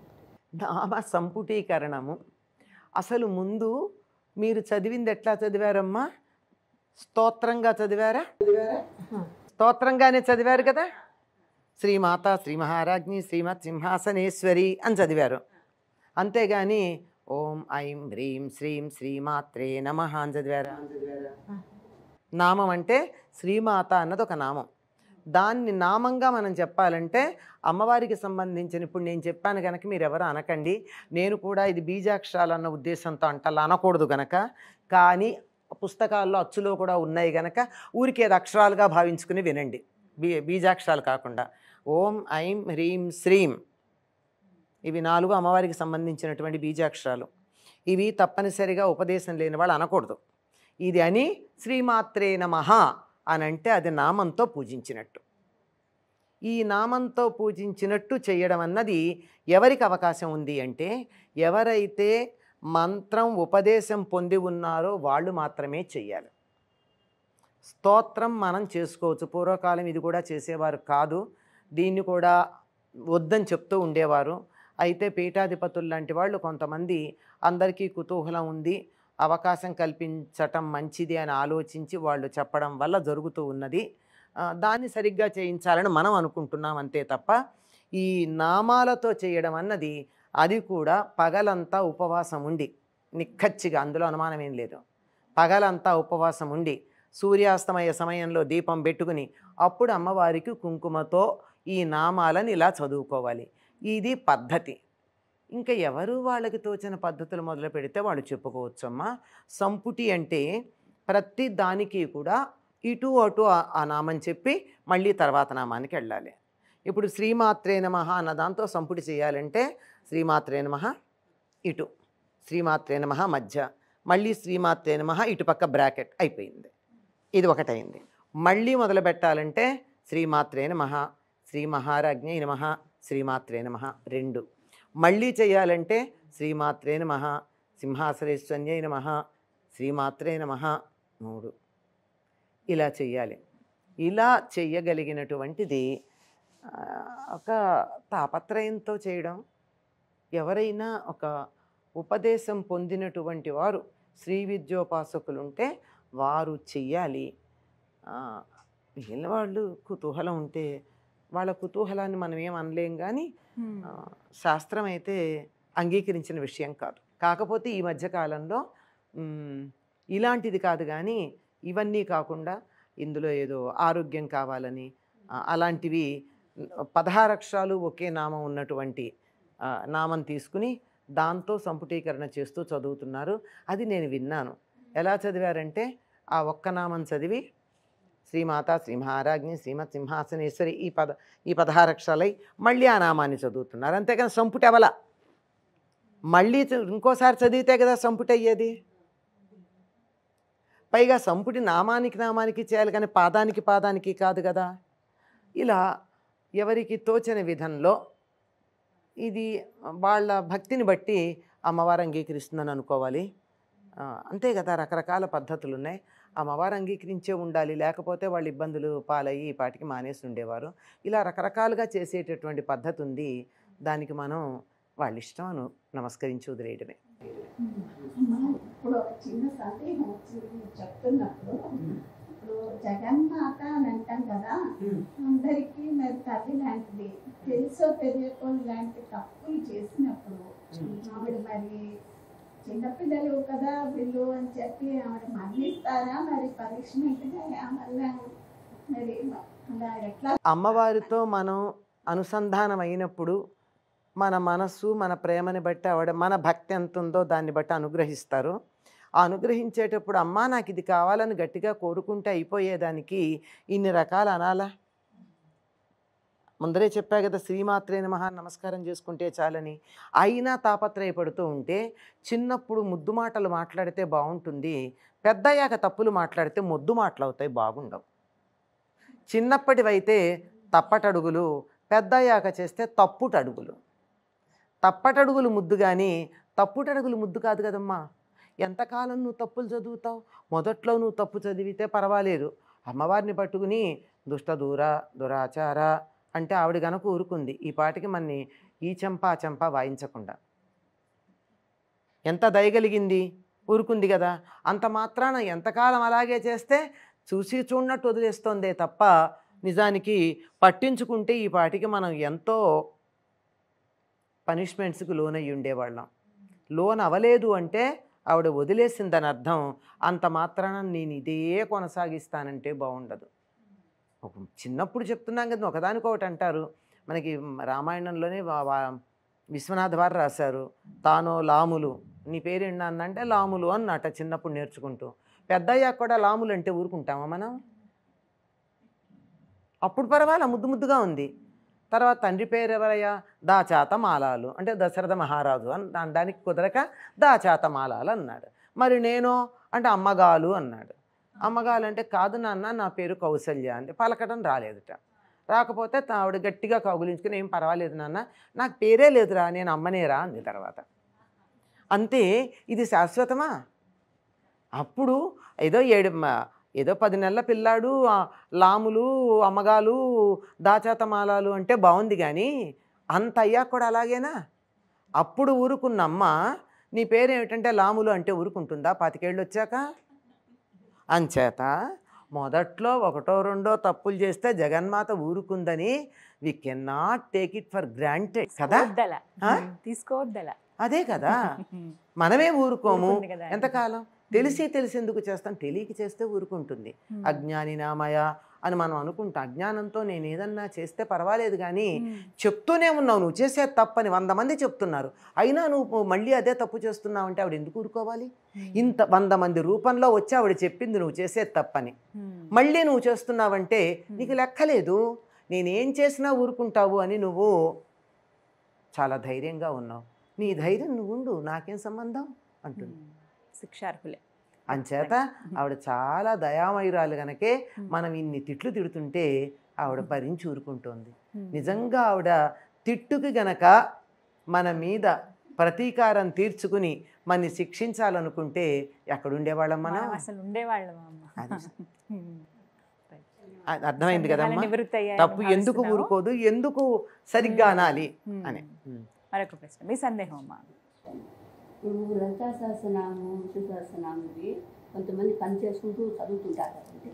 అలా చదివినందువల్ల వాళ్ళకి ఏమన్నా అండి అంటే కొంతమంది పర్వాలేదు అని అంటున్నారు, కొంతమంది ఏమో అలా చదవకూడదు, కూర్చొని చదవాలి కాన్స్టెంట్గా కూర్చొని ఒక చోట అని అంటున్నారు. అది ఎంతవరకు కరెక్ట్? అమ్మ ఏదన్నా సంకల్పం చెప్పుకుని నేను 10 సార్లు చదువుతాను, 10 సార్లు చదువుతాను, నాకు ఈ కోరిక కావాలి అని ఏదన్నా అనుకుంటే కదలకుండా ఏకాసనం అంటారు. కూర్చున్న చోట ఏ భంగిమలో కూర్చున్నారో ఆ భంగిమ నుంచి కదలకుండా కూర్చొని చదవాలి. కానీ అమ్మవారి మీద ప్రేమతో చదువుకునేటప్పుడు పని చేసుకుంటే చదవచ్చమ్మా. వద్దనుకున్నాం, ఇప్పుడు 10 సార్లు మీరు కదలకుండా కూర్చొని చదువుకున్నారు, తర్వాత వంట చేసుకోవడానికి వెళ్ళారు, వద్దన్నా కొన్ని నామాలు వెంట పడుతూనే ఉంటాయా, మనసులో తిరుగుతూనే ఉంటాయా? అక్కడ దోషమేం లేదు. అంటే నేను అలాగే చేస్తానండి, రోజు కూడా విష్ణు సహస్రం అని అంతా, కానీ నేను పని చేసుకుంటూ వంట చేసుకుంటూనే ఏం పర్వాలేదు. అంటే ఇవాళ విష్ణు సహస్రనామం కూరను లలితా సహస్రనామం పప్పు వండారు, తిన్నవాళ్ళకి బోళ్ళు పుణ్యమే ఉంటుంది. ఎనర్జీ ఆ ఆహారంలోకి వస్తుంది. మీకు ప్రత్యేకంగా నాకు ఈ కోరిక తీరాలి, నాకు కాలు నొప్పి తగ్గాలి, నాకు వేలు నొప్పి తగ్గాలి, నా కన్ను నొప్పి తగ్గాలి, నా పన్ను నొప్పి తగ్గాలి, ఇలాంటి కోరికలు కాకుండా చేస్తున్నారు కనుక దానివల్ల ఆ ఆహారం ఎవరు తింటున్నారో వాళ్ళకి మంచి ఫలితమే వస్తుందమ్మా. అలా చదువుకునేటప్పుడు ఒకళ్ళ మధ్యలో ఆపేసిన పెద్ద ప్రమాదమే. సగం చదివారు, ఈ లోపల ఇంటికి ఎవరో గెస్ట్లు వచ్చారు, వాళ్ళని పలకరించాలి కదా, గృహిణులకు అవే ఉంటాయిగా. చేస్తానండి, నేను 3:30కి వెళ్ళేస్తాను. అప్పుడే నేను నా కార్యక్రమం అంతా చదువుకుంటూ అలా చేస్తాను. పర్వాలేదు, అదే అంటున్నా. ఇప్పుడు మీకైతే వీలు ఉంది, అందరూ ఉంది. అవకాశం లేని వాళ్ళు ఇలాగే పనిచేసుకుంటూ అమ్మవారి మీద ప్రేమతో చదువుతున్నారు కానీ కోరికతో కాదు కదా. అట్లాంటప్పుడు ఎవరన్నా వచ్చి మాట్లాడినా మనకేమి ఓ ఫలితాన్ని ఆశించి చేస్తే ఫలితం రాదని బాధ. ఫలితం ఆశించలేదు, అమ్మవారి మీద ప్రేమతో చేస్తున్నాం. ప్రేమనే భక్తి అంటారు. అలా చేస్తున్నప్పుడు మధ్యలో ఆపినా పూర్తి చేయకపోయినా ప్రమాదం ఉండదు. ఇది సంకల్పం చెప్పుకుని కూర్చుని చదివారా పూర్తి అవ్వాలి, అది కూర్చుని చెయ్యాలి. అమ్మా కొంతమంది ఇళ్లలో గమనిస్తాం, శుక్రవారం అయితే సాయంత్రం 6 గంటలకి కెసెట్ అలా ఆన్ చేస్తారు వాళ్ళ సిస్టమ్స్లోనిలాగా. లలిత సహస్రం పెద్ద సౌండ్ పెట్టి ఇళ్ళంతా ప్రతిధ్వనించేలాగా పెడుతూ ఉంటారు. అలా అసలు పెట్టడం మంచిదేనా? మనం ఉచ్చరించకపోయినా అలా ఆడియో ద్వారా మనం వినడం కరెక్టే అంటారా? అంటేనమ్మా టేప్ రికార్డర్కి పుణ్యం వస్తుంది. అంటే విన్న మనకి ఇంకోటి కూడా ఉంది, ఊరికే చమత్కారంగా చెప్పాను కానీ అది వింటున్నప్పుడు ఒక నామం మీదన్నా మనం దృష్టి పెడితే నయం. ఇంకొకటి ధ్వనికి ఒక శక్తి ఉంది, ధ్వనికి శక్తి ఉందన్నాం కదా. ఆ ధ్వని తరంగాల వల్ల వాతావరణం పరిశుభ్రమవుతుంది, మనకేం ఉపయోగం ఉండదు. మనం ఉండే ఇల్లు యాంబియన్స్ బాగుంటుంది, వాతావరణం బాగుంటుంది, నెగిటివిటీ ఏమన్నా ఉంటే పోతుంది. అంతేగాని మనకి ఏదన్నా ఉపయోగం ఉండాలంటే మనం దాంతోపాటు తప్పులు లేకుండా చదవడం, లేదా అటు ఇటు తిరుగుతుంటే ఎక్కడన్నా ఒక నామం దాటేయడం ఇలాంటివి వస్తాయి. చూడకుండా చదివేటప్పుడు నోటుకొచ్చు కదా అన్న ధైర్యంతో చదువుతూ ఉంటే ఎక్కడో దృష్టి మళ్ళుతుంది. దృష్టి మళ్ళేటప్పటికీ ఒక పదమో ఒక పాదమో ఒక నామమో దాటేస్తాం. అలా దాటేయకుండా ఉండడానికి ఈ వినికిడి వల్ల ఉపయోగం ఉంటుంది. ఇప్పుడు ఉచ్చరించినప్పుడు ఏం జరుగుతుందంటే అమ్మా, నాలుక పైన తగులుతుంది అంగిలికి. ఆ అంగిలికి తగిలినప్పుడు అక్కడ ఉన్నటువంటి నాడీ మండలం యాక్టివేట్ అయ్యి శరీరం చాలా అనారోగ్యాలన్నీ పోతాయి. మంత్రం ఉచ్చరించటం వల్ల ఆరోగ్యం బాగుపడడానికి కలిగినటువంటి కారణం. కనుక మనం సరిగ్గా ఉచ్చరించామా సరైనటువంటి నాడులు యాక్టివేట్ అవుతాయి. తప్పు ఉచ్చరిస్తే తప్పు. అందుకే చెడ్డ మాటలు మాట్లాడే వాళ్ళ మొహం ఎలా ఉంటుంది? ఎప్పుడు ఎదుటి వాళ్ళని తిడుతూ దూర ఆలోచనలు చేస్తూ అసభ్యమైన పదాలు తరచుగా నోట్లోంచి ఉచ్చరించే వాళ్ళ మొహంలో కళ వేరే రకంగా ఉంటుంది. అసలు నోట్లోంచి ఎప్పుడు చెడ్డమాట రాకుండా నొప్పి తగిలితే కూడా రామ కృష్ణ అనుకునే వాళ్ళ ముఖాలు ఎలా ఉంటాయి? తేడా ఉంటాయి కదా. ఎందుకంటే నాడీ మండలంలో ఈ ఆనందాన్ని ప్రకటించేటటువంటి నరాలు యాక్టివేట్ అయ్యి బాగుంటాయి. కనుక ఈ నామాలు చదివేటప్పుడు మన శారీరక ఆరోగ్యం బాగుంటుంది బాగా సరిగ్గా చదివితే. తర్వాత నామం మీద మనసు ఉన్నప్పుడు మానసిక ఆరోగ్యం బాగుంటుంది. ఆ తర్వాత శరీరం మనసు రెండు బాగుంటే కాస్త మనసు గనక అమ్మవారి మీద కేంద్రీకరిస్తే ఆత్మోద్భరణ కూడా జరుగుతుంది. కనుక మనం ఉచ్చరిస్తే జరిగే పని అది. లేదు పైకి పెట్టామా నయం, ఇంట్లో ఉన్నటువంటి నెగిటివ్ వైబ్రేషన్స్ పోతాయి. మంచిది. ఎవరిని గురించి చెడుగా ఆలోచించకుండా ఉండగలగాలి. ఎందుకంటే మనస్సులో అమ్మవారు వచ్చి కూర్చోవాలంటే ఇక్కడ చండాలం పెట్టుకుంటే చెత్త పెట్టు కూర్చుంటే వచ్చి కూర్చుంటుంది ఆవిడ. ఇక్కడ క్లీన్గా పెట్టుకొని వచ్చి కూర్చుంటుంది. ఆవిడ వచ్చి కూర్చోవాలంటే ఇది క్లీన్గా ఉండాలి కదా. ఇది క్లీన్గా ఉండాలంటే ఇక్కడి నుంచి వస్తూ ఉంటుంది చెత్త. కనుక ఇక్కడ కొంచెం జాగ్రత్త క్లీన్ చేసుకోండి, ఇక్కడ శుచిగా ఉంటుంది, అప్పుడు అమ్మవారు వచ్చి కూర్చుంటుంది. అందుకని వీలైనంత వరకు మీరు గమనించారో లేదో లెంట్ పీరియడ్లో క్రిస్టియన్స్ ఎవ్వరూ కూడా చెడ్డ మాటలు మాట్లాడరు. గమనించారా? అలాగే రోజా చేస్తారు కదా, ఆ సమయంలో 30 రోజులు ఏమిటంటారు దాన్ని, రంజాన్ ఉపవాస దీక్షలో ఉపవాస దీక్ష పాటించేటటువంటి ముస్లిం ఎవరిని తిట్టడు, చెడ్డమాట మాట్లాడు. వ్యాపారస్తుడు కూడా నిజాయితీగా చేస్తాడు మిగిలిన సమయాల్లో ముంచేసిన. మరి అంత నిజాయితీ ఉండాలి. మనం కూడా మన పారాయణలు చేసేటప్పుడు కనీసం పారాయణ చేసే రోజున ఎవరి గురించి చెడు ఆలోచన కానీ చెడ్డ మాట కానీ లేకుండా ఉండడం ప్రధానమైంది. కొంచెం కష్టమైన విషయమే కానీ అంతకన్నా తక్కువ స్థాయిలో చెప్పుకోవాలంటే ఇల్లు శుభ్రం చేసుకోవాలి, ఒళ్ళు శుభ్రం చేసుకోవాలి, శుచైనటువంటి వస్త్రాలు ధరించాలి. ఆహారం కూడా తినకుండా ఉండలేము ప్రస్తుత పరిస్థితుల్లో. మనమంతా అల్పశక్తి కలిగినటువంటి వాళ్ళం, పూర్వం ఉన్నంత శక్తి కాదు కదా మనకి. అందువల్ల సాత్వికమైన తేలికైన ఆహారం, పాలు పళ్ళు లాంటివి. ఉండలేను అంటే మరి పలహారం లాంటిదైనా కడుపు నిండా కాకుండా తేలిగ్గా తిన. పలహారం అన్నం అయితే ఇంతే తింటే ఇంకేదన్నా చేస్తే ఇంత తింటున్నాం. అందువల్ల అట్లా కాకుండా చాలా తక్కువగా తిన్నామా లేదా అన్నట్టు ఉండి తేలిగ్గా ఉండేట్టు ఉండడం మంచిది. ఏదైనా తింటే మాత్రం తప్పనిసరిగా స్నానం చేయాలి. తినకపోతే పర్వాలేదు, తింటే మాత్రం స్నానం చేయాలి. కాలకృత్యాల్లో వెళ్ళిన ఆ వస్త్రాలు కాకుండా, కాలకృత్యాలు తీర్చుకున్న వస్త్రాలు కాకుండా శుచైనటువంటి వస్త్రం కట్టుకుని చేయాలి. అలా సాయంత్రం సాయంత్రం కొంతమంది అంటే ఉదయం ఇవన్నీ అవసరం లేదు. స్నానం చేయాలి, కాలకృత్యాలు, వస్త్రాలు అనేది ఉదయం ఉండదు కనుక అక్కడ ప్రత్యేకం చెప్పక్కర్లేదు. కానీ ఎప్పుడైనా అదే నియమం, సాయంకాలం చేసిన అదే. పగటిపూట ఉదయం నుంచి సాయంకాలం 6 లోపల ఒక్కసారన్నా కాలకృత్యాలకు వెళ్లకుండా ఉండలేం కదమ్మా. అప్పుడు శుచైనటువంటి వస్త్రాలు ధరించాలి. అప్పుడు మళ్ళీ దీపం పెట్టాల్సి ఉంటుందా అమ్మ? కొంతమంది ఏంటంటే రావడం, ఇప్పుడు నేను పారాయణ చేయబోతున్నానని చెప్పి అమ్మవారి ఆ పుస్తకం తీసుకుని చదవడం ప్రారంభిస్తూ ఉంటారు. దీపం పెట్టుకోవడం మంచిదమ్మా, పెట్టకపోయినా చేస్తున్నారు. ఎందుకంటే దాంట్లోనే ఈ మధ్య క్లుప్తంగా చేసే పంచోపచార పూజా విధానం కూడా పెట్టారు కదా. లం పృథ్వీ తత్వాత్మికాయ నమః గంధం పరికల్పయామి అంటూ పంచభూతాలకి సంబంధించి చెప్తూ అగ్నితత్వాత్మకైన దీపం పరికల్పయామి అని చెప్తారు గనక మనస్సుతోనే అవన్నీ ఇచ్చేస్తున్నాం గనక పారాయణ చేసే చోట దీపం పెట్టే అవకాశం లేకపోతే, అంటే సామూహికంగా చేసే చోట అవకాశం లేని పరిస్థితుల్లో అలా చేసుకోవచ్చు. అవకాశం లేకపోతే అది జనరల్ రూల్ కాదు, అది ఎక్సెప్షనల్ రూల్. అదే ముగింపు సమయంలో పాటించవలసింది ఏమిటండి? ముగించిన తర్వాత ఇంకా అయిపోయింది అమ్మ నమస్కారం, ఇంతవరకే చాలా మందికి తెలుసు. అమ్మవారికి చేత అయితే ఒక పండు నైవేద్యం పెట్టి మంగళహారతి ఇస్తే మంచిది. ఈ విధంగా ముగించాలి, ప్రారంభించడం ముగించడం. చక్కగా వివరించారమ్మా. ఇంకెవరికైనా సందేహాలు? నమస్కారం. ఇప్పుడు ఇందులో బ్రహ్మగ్రంథి, విష్ణు గ్రంథి, రుద్రగ్రంథి అని 3 గ్రంథుల గురించి చెప్పాను. ఈ విభేదన గురించి ఒకసారి. ఈ మన శరీరంలో ఉండేటటువంటి 3 భౌతిక శరీరానికి సంబంధించింది కింద బ్రహ్మగ్రంథి, మనస్సుకు సంబంధించినటువంటిది విష్ణు గ్రంథి, ఇమోషన్కి సంబంధించినటువంటిది రుద్రగ్రంథి. మనకి 3 బాడీస్ ఉన్నాయి కదా, ఈ 2 కలిసి భౌతికతకి మూలాధారం మణిపూరకం, స్వాధిష్టానం అనాహతం మనసుకు సంబంధించింది, విశుద్ధి ఇది కలిపి ఇమోషన్, దానికి హయ్యర్ నాలెడ్జ్కి సంబంధించింది. ఇది టోటల్లీ ఫిజికల్. ఈ మధ్యలో ఉండే మనసుకు సంబంధించింది విష్ణు గ్రంథి. ఇవే మనకి 3 కూటములుగా కూడా చెప్పడం జరిగింది అమ్మవారి మంత్రానికి సంబంధించి. లలితా పారాయణ చేసిన వారు అమ్మవారికి తాంబూలం నైవేద్యంగా సమర్పించడం నేను చూశానమ్మా.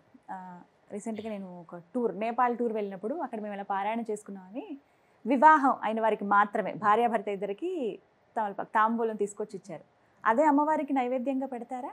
అసలు ఏం పెడతారు అమ్మవారికి? షోడశోపచార పూజలో మనకి తాంబూలం ఉంది కదమ్మా. మన సంప్రదాయంలో భోజనం అయినాక తాంబూలం అనేది ఆరోగ్యరీత్యా చాలా మంచిది. అందుకని తప్పనిసరిగా దేవుడి కంటే మనం ఇస్తాం. అమ్మవారికి తాంబూలం తయారు చేయడం కూడా ఒక ప్రత్యేకమైన కళ. మామూలుగా మనం ఏం చేస్తామంటే 3 ఆకులు పెట్టేసి దాంట్లో ఒక్కలు పెట్టి ఇచ్చేస్తాం. అట్లా ఇవ్వకూడదు. ముఖ్యంగా మామూలుగా నిత్యం చేస్తే చేశారు, కానీ దసరాల్లోనూ ప్రత్యేకమైన పూజల్లోనూ చక్కగా సున్నం రాచి, తొడిమెలు తీసి, ఈనెలు తీసి, లోపల వక్క పలుకులు, కర్పూరము, కస్తూరి ఇలాంటివి చాలా ఉన్నాయి సుగంధ ద్రవ్యాలు. ఇవన్నీ వాటికి పాళ్ళు ఉన్నాయి, ఒకటి ఎక్కువ ఒకటి తక్కువ అవ్వకూడదు. ఎంత వేయాలి అంతే ఉన్నాయి.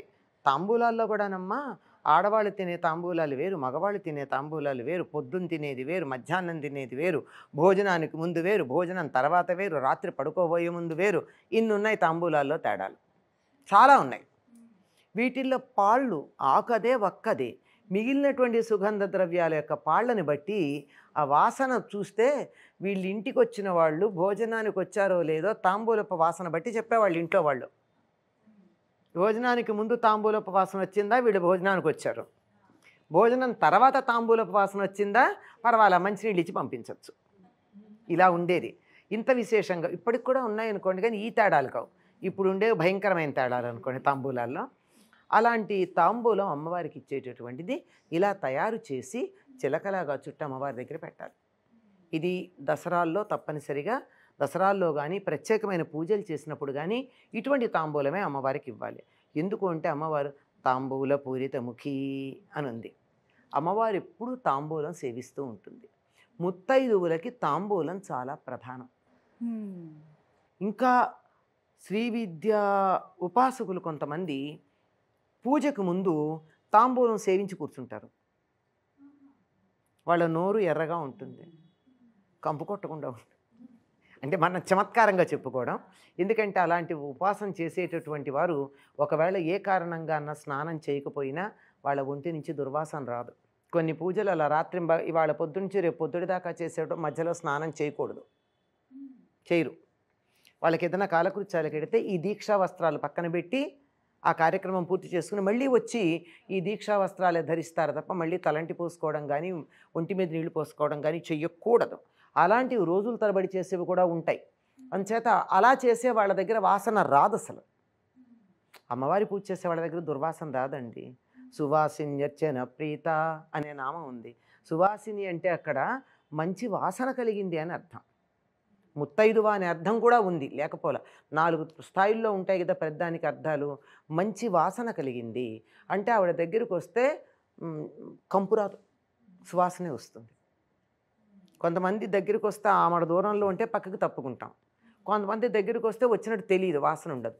చాలా అపురూపంగా కొద్దిమంది మన సమీపానికి వస్తే వాళ్ళు ఏ సుగంధ ద్రవ్యాలు వాడకపోయినా మంచి వాసన వస్తుంది. ఇది చేసినటువంటి సత్కర్మల యొక్క ఫలంగా వస్తుంది. అంచేత అటువంటి సువాసినిల చేత ఆవిడ పూజింపబడుతూ ఉంటుంది. అటువంటి సువాసినులు తప్పనిసరిగా తాంబూలం వేసుకుని పూజ చేస్తారు. మీరు గమనించండి, దసరాల్లో దీక్ష తీసుకున్న వాళ్ళు భోజనం చెయ్యరు కానీ తాంబూలం వేసుకుని పూజ చేస్తారు. అంచేత అది ముత్తైదువులకు సంబంధించిన లక్షణం. అందుకని సువాసిన్యర్చన ప్రీత ఆవిడ, తాంబూల పూరిత ముఖి కనుక ఆవిడికి తాంబూలం తప్పనిసరిగా అలా మొక్కుబడిగా 2 ఆకులు వేయడం కాక చక్కగా తాంబూలం తయారు చేసి పద్ధతి ప్రకారంగా పెట్టాలి అమ్మవారికి. అసలు ప్రసాదంగా కూడా తాంబూలాలు ఇచ్చేటటువంటి ఆలయాలు కొన్ని ఉన్నాయి. ప్రసాదం తాంబూలమే ఇస్తారు. మరొక ప్రశ్న అండి, మీ సందేహం అడగండి అమ్మ. అమ్మ నమస్తే అమ్మ. అమ్మవారి వర్ణన అన్నారు కదా, అమ్మవారి గురించి కిరీటం దగ్గర నుంచి కింద దాకా కొంచెం వర్ణించి చెప్పండి అమ్మా. మీరు చెప్తే చాలా బాగుంటుంది. నేను ఒక రోజు విన్నాను మీదే, మళ్ళీ ఒకసారి వినాలని నా కోరికమ్మ. అంటే లలితా రహస్యనామ సాహస్రం పారాయణ చేసేటటువంటి వాళ్ళు కొంచెం అర్థం తెలుసుకుని పారాయణ గనక చేసినట్టయితే మహాలావణ్య సేవదిహి అనేటటువంటి నామం దాకా ఉన్నది అమ్మవారి యొక్క రూపం మన కళ్ళ ముందు ఉండేట్టుగా చేస్తుంది. సాధారణంగా ఎక్కడైనా పాదాల నుండి శిరస్సు దాకా వర్ణించే పద్ధతి ఉంటుంది. ఏదో మనం అమ్మవారి గురించి మన లలిత లక్ష్మీ అష్టోత్తరం అయ్యాక ఏం చెప్తాము, చెంచలాయన మహాపాదవ పూజయామి, చపలాయన మహాజానుని పూజయామి అని చెప్పి పాదాలు మోకాళ్ళు ఎలా పైకి చెప్పుకుంటూ పెడతాం. కానీ లలితారహస్యనామ సహస్రంలో పైనుంచి కిందకుందేమిటి, ఎక్కడి నుంచి అనే సందేహం వస్తుంది. అటువంటి సందేహానికి కారణం ఏమిటంటే అమ్మవారు చిదగ్నికుండంలో పుట్టింది. అగ్నికుండం దేవతలందరూ యజ్ఞం చేశారు. ఆ యజ్ఞకుండంలో అలా ఆవిర్భవించింది. ఆవిర్భవించినప్పుడు ఏం జరుగుతుందమ్మా, ఏం కనపడుతుంది ముందు? తల కనపడుతుంది, కానీ ఇలా తలకిందులుగా కనపడదుగా. చేత పాదాల తర్వాత కనపడతాయి. ఆవిడ ఉజ్జద్భాను సహస్రాభ గనక ఆవిడ ఉద్భవించేటటువంటి సమయంలో ముందు ఆ పరిసరాలన్నీ వెలిగిపోయాయి ఆవిడ కాంతితో. ఎలాగంటే మనకి ఉదాహరణ చెప్తూ ఉంటారు, ఎవరైనా చీకట్లో దీపం పుచ్చుకొని వస్తుంటే ముందేం కనపడుతుందమ్మా, దీపపు కాంతి కనపడుతుంది, తర్వాతే వెనకాల మనిషి కనపడతారు. అమ్మవారు 1000 ఉదయ సూర్యుళ్ళ కాంతితో ఉంది గనక ఆవిడ శరీరానికన్నా ముందు కాంతి కనపడింది. ఇప్పుడు వెలుగు ఉంది, ఒక బల్బు ఉంది దూరంగా, బల్బు ఆకారం కనపడదు, ఏం కనపడుతుంది మనకి, వెలుగు కనపడుతుంది.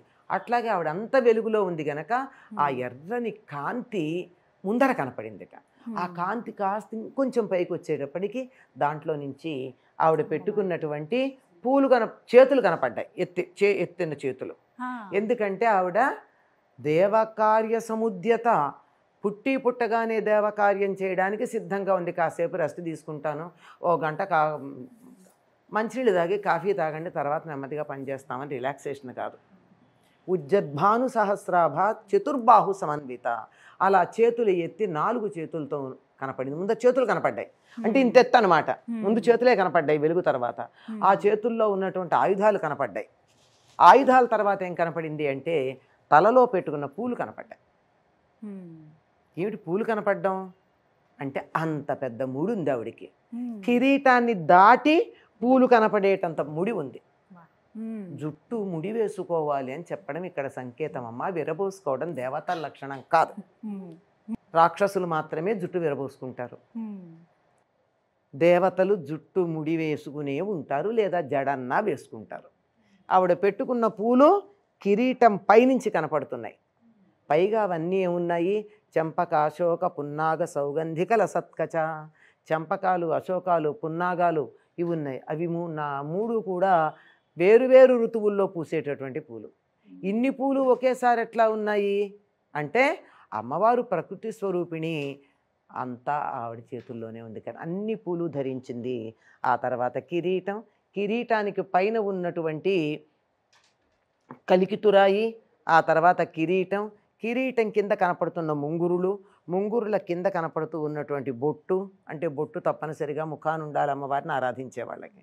ఆ తర్వాత కనుబొమ్మల కింద ఉన్నటువంటి కన్నులు, ఆ కన్నుల మధ్య ఉన్నటువంటి ముక్కుకు పెట్టుకున్నటువంటి నక్షత్రాల్లాగా ప్రకాశించేటటువంటి నాసాభరణాలు, అటు పైన ఎర్రగా ఉన్నటువంటి మన కెంపులతో తయారైన అద్దాల్లాగా ఉన్నటువంటి ఎర్రని చెక్కిళ్ళు, ఆ పైన చెవులకు పెట్టుకున్నటువంటి సూర్య చంద్రుల దుద్దులు. ఒక చెవికి కుడి చెవికి సూర్యుడు, ఎడం చెవికి చంద్రుడు. కింద దానికి వేలాడుతున్నాయి లోలకులుగా ఏమంటే కదంబ పుష్పాల గుత్తులు. అక్కడి నుంచి చూసేటప్పటికీ ఈ వేలాడేటటువంటివి వైవంగానే కనపడేది ముక్కు కింద కనపడేటటువంటి పెదవులు ఎర్రగా దొండపండు నేను పగడాలని తిరస్కరించేటటువంటి పెదవులు. అంటే దొండపండు రేపు పొద్దుటికి మెత్తబడిపోయి పాడైపోతుంది, పగడాలు గట్టిగా ఉంటాయి. ఈ 2 అమ్మవారి పెదవులతో పోల్చడానికి వీలు లేనటువంటివి అటువంటి పెదవులు. ఆ పెదవులు కొద్దిగా ఇలా కలిస్తే కనపడనట్టుగా ఉన్నటువంటి 2 వరుసల దంతాలు. ఆ దంతాల మధ్య ఎర్రగా తాంబూలంతో ఎర్రబడి పరిమళాలీనేటటువంటి నోరు, దాని కిందగా ఉన్నటువంటి పోలిక చెప్పడానికి వీలు లేనటువంటి అనాకలిత సాదృశ్య చుబుక శ్రీ విరాజిత, దేంతోనూ పోల్చటానికి వీల్లేనటువంటి గడ్డము అనేటటువంటి సంపదతో ప్రకాశిస్తూ ఉంది. ఆ కింద కామేశబద్ధ మాంగళ్య సూత్రశోభిత కంధర, కామేశ్వరుడి చేత కట్టబడినటువంటి మంగళసూత్రంతో ప్రకాశించే కంఠం కలది. ఒకప్పుడు మంగళసూత్రాలు ఇక్కడికి ఉండేవి, అందుకు నేను ఈ నామాన్ని వివరంగా చెప్తున్నా. ఇక్కడికి ఉండేవి మంగళసూత్రాల బిళ్ళలు 2 ఇక్కడికి ఉండేవి. తర్వాత ఇలా పొడుగ్గా వచ్చాయి.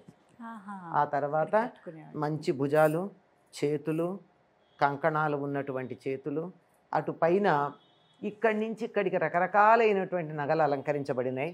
అంటే నెక్లెస్ అని చెప్తూ ఉంటామే అలాంటివన్నీ, కంఠహారాలు. అటు పైన అమ్మవారి యొక్క వక్షోజాలని వర్ణిస్తారు. ఎందుకండి ప్రాచీన సాహిత్యంలో మన వాళ్ళకి దేవతామూర్తి స్త్రీ అవంగానే ఈ రచయితలకి ప్రకోపం వస్తుంది, పైత్యం వస్తుంది, పైత్యంతో ఇలాంటి అశ్లీల వర్ణనలు చేస్తారు అని కామెంట్ చేసేటటువంటి హాఫ్ నాలెడ్జ్ గాళ్ళు బోళ్ళు మంది ఉన్నారు. ఎందుకంటే మేము విన్నదే నాకు తెలిసిన కాస్తే గొప్ప అనుకుంటారు తప్ప విషయం తెలుసుకోరు. ఎందుకు అంటే అమ్మవారిని ఇందాకే ఆవిడ ప్రశ్న అడిగారు, జగన్మాత లోకానికంతా తల్లి. లోకానికంతా తల్లి అంటే లోకంలో ఉన్నటువంటి వాళ్ళందరికీ ఆహారాన్ని ఇవ్వాలి. ఆహారాన్ని ఇచ్చేటటువంటి చోటు ఏదయ్యా అంటే దీనికి తెలుగులో పేరేమిటో తెలుసా? పాలిండ్లు. అంటే పాలకి ఇళ్ళు అవి. ఏ శిశువైనా పుట్టగానే తల్లి వంక ఎక్కడ చూస్తాడండి? ఊహ తెలియంగానే తనకు ఆహారమైనటువంటి తల్లి యొక్క వక్షోజాల వంకే చూస్తాడు. కనుక దాన్ని వర్ణించకపోతే అమ్మవారి యొక్క జగత్ పోషకత్వం ఉండదు. పైగా ఆగమశాస్త్రానుసారం ప్రతి అవయవాన్ని వర్ణించాలి. అందువల్ల ఆవిడ యొక్క జగత్తుకంతా పోషణ ఇచ్చేటటువంటి పాలిండ్లు అవి ఎక్కడ పడిపోతాయో, ఆ పళ్ళల్లాగా బరువుగా ఉంటే నడుము సన్నగా ఉంది కదా అని చెప్పి దానిని నిలబెట్టడానికి పనికొచ్చేటటువంటి ఆధారమైన కర్రలాగా ఉన్నటువంటి నూగారు, అది కట్టేసినట్టుగా కనపడేటటువంటి ఈ పక్కటెముకల దగ్గర ఉండేటటువంటి ముడతలు, లోకానికంతా కూడా ఆధారభూతమైనటువంటి సృష్టి జరగడానికి కేంద్రస్థానమైనటువంటి అమ్మవారి యొక్క నాభి, లోపల సమస్తమైనటువంటి వాంగ్మయాన్ని తన లోపల పెట్టుకుని గల్లు గల్లుమని మోతలు మోగుతూ ఉండేటటువంటి మాతృకా వర్ణాలని తన లోపల ధరించినటువంటి మొలనూలు కదులుతూ ఉంటే లోపల ఉన్నటువంటి ఆ మాతృకా వర్ణాలు ధ్వనిస్తున్నాయా అన్నట్టుగా ఉండేటటువంటి ఆ ఉదరం. ఆ తర్వాత ఔచిత్యం పాటించటం ఏమిటి అంటే కామే సజ్ఞాత సౌభాగ్యం అర్ధవో రుద్వయాన్విత. ఊరువుల యొక్క మెత్తదనం వర్ణించటానికి ఎవరికి అధికారం లేదు. ఎవరికి ఉంది? ఒక్క శివుడికే ఉంది. అది ఔచిత్యం అంటే. ఆ పైన మాణిక్య కిరీటాలలాగా ఉన్నటువంటి మోకాళ్ళు, మన్మధుడి యొక్క అమ్ముల పొదుల్లాగా ఉన్నటువంటి అమ్మవారి యొక్క జంఘలు, పిక్కలు. ఎందుకంటే మన్మధుడి అమ్ముల పొది అని చెప్పడం కారణం ఏమిటంటే ఈయన కూడా మను విద్య, చంద్ర విద్య అన్న దాంట్లో మన్మధుడు కూడా ఈవిడిని ఆరాధించినటువంటి వాడు, అమ్మవారి యొక్క ఆరాధకుడు. దానికి తోడు మన్మధుడుట అందంగా ఉంటాయని చెప్పి తన అమ్ముల పొదులకి ఆరుద్ర పురుగుల్ని అంటించుకుంటాట. అందంగా ఉంటాయి, మెత్తగా ఉంటాయి, ఎర్రగా ఉంటాయి, వెల్వెట్ లాగా బాగుంటాయి. ఇంద్రగోప పరిక్షిప్త స్మరతు ఉణాభజంఘిక అని చెప్తారు. అంటే అటువంటి ఎర్రగా మెత్తగా వెల్వెట్ లాగా మెరిసిపోతూ ఉండేటటువంటి అమ్మవారి యొక్క పిక్కలు. ఆ పైన గూడగుల్ఫ, అమ్మవారి యొక్క చీలమండ కనపడకుండా ఉంటుంది. అంటే ఎంత సున్నితమైనటువంటి ఆకృతో చూడండి.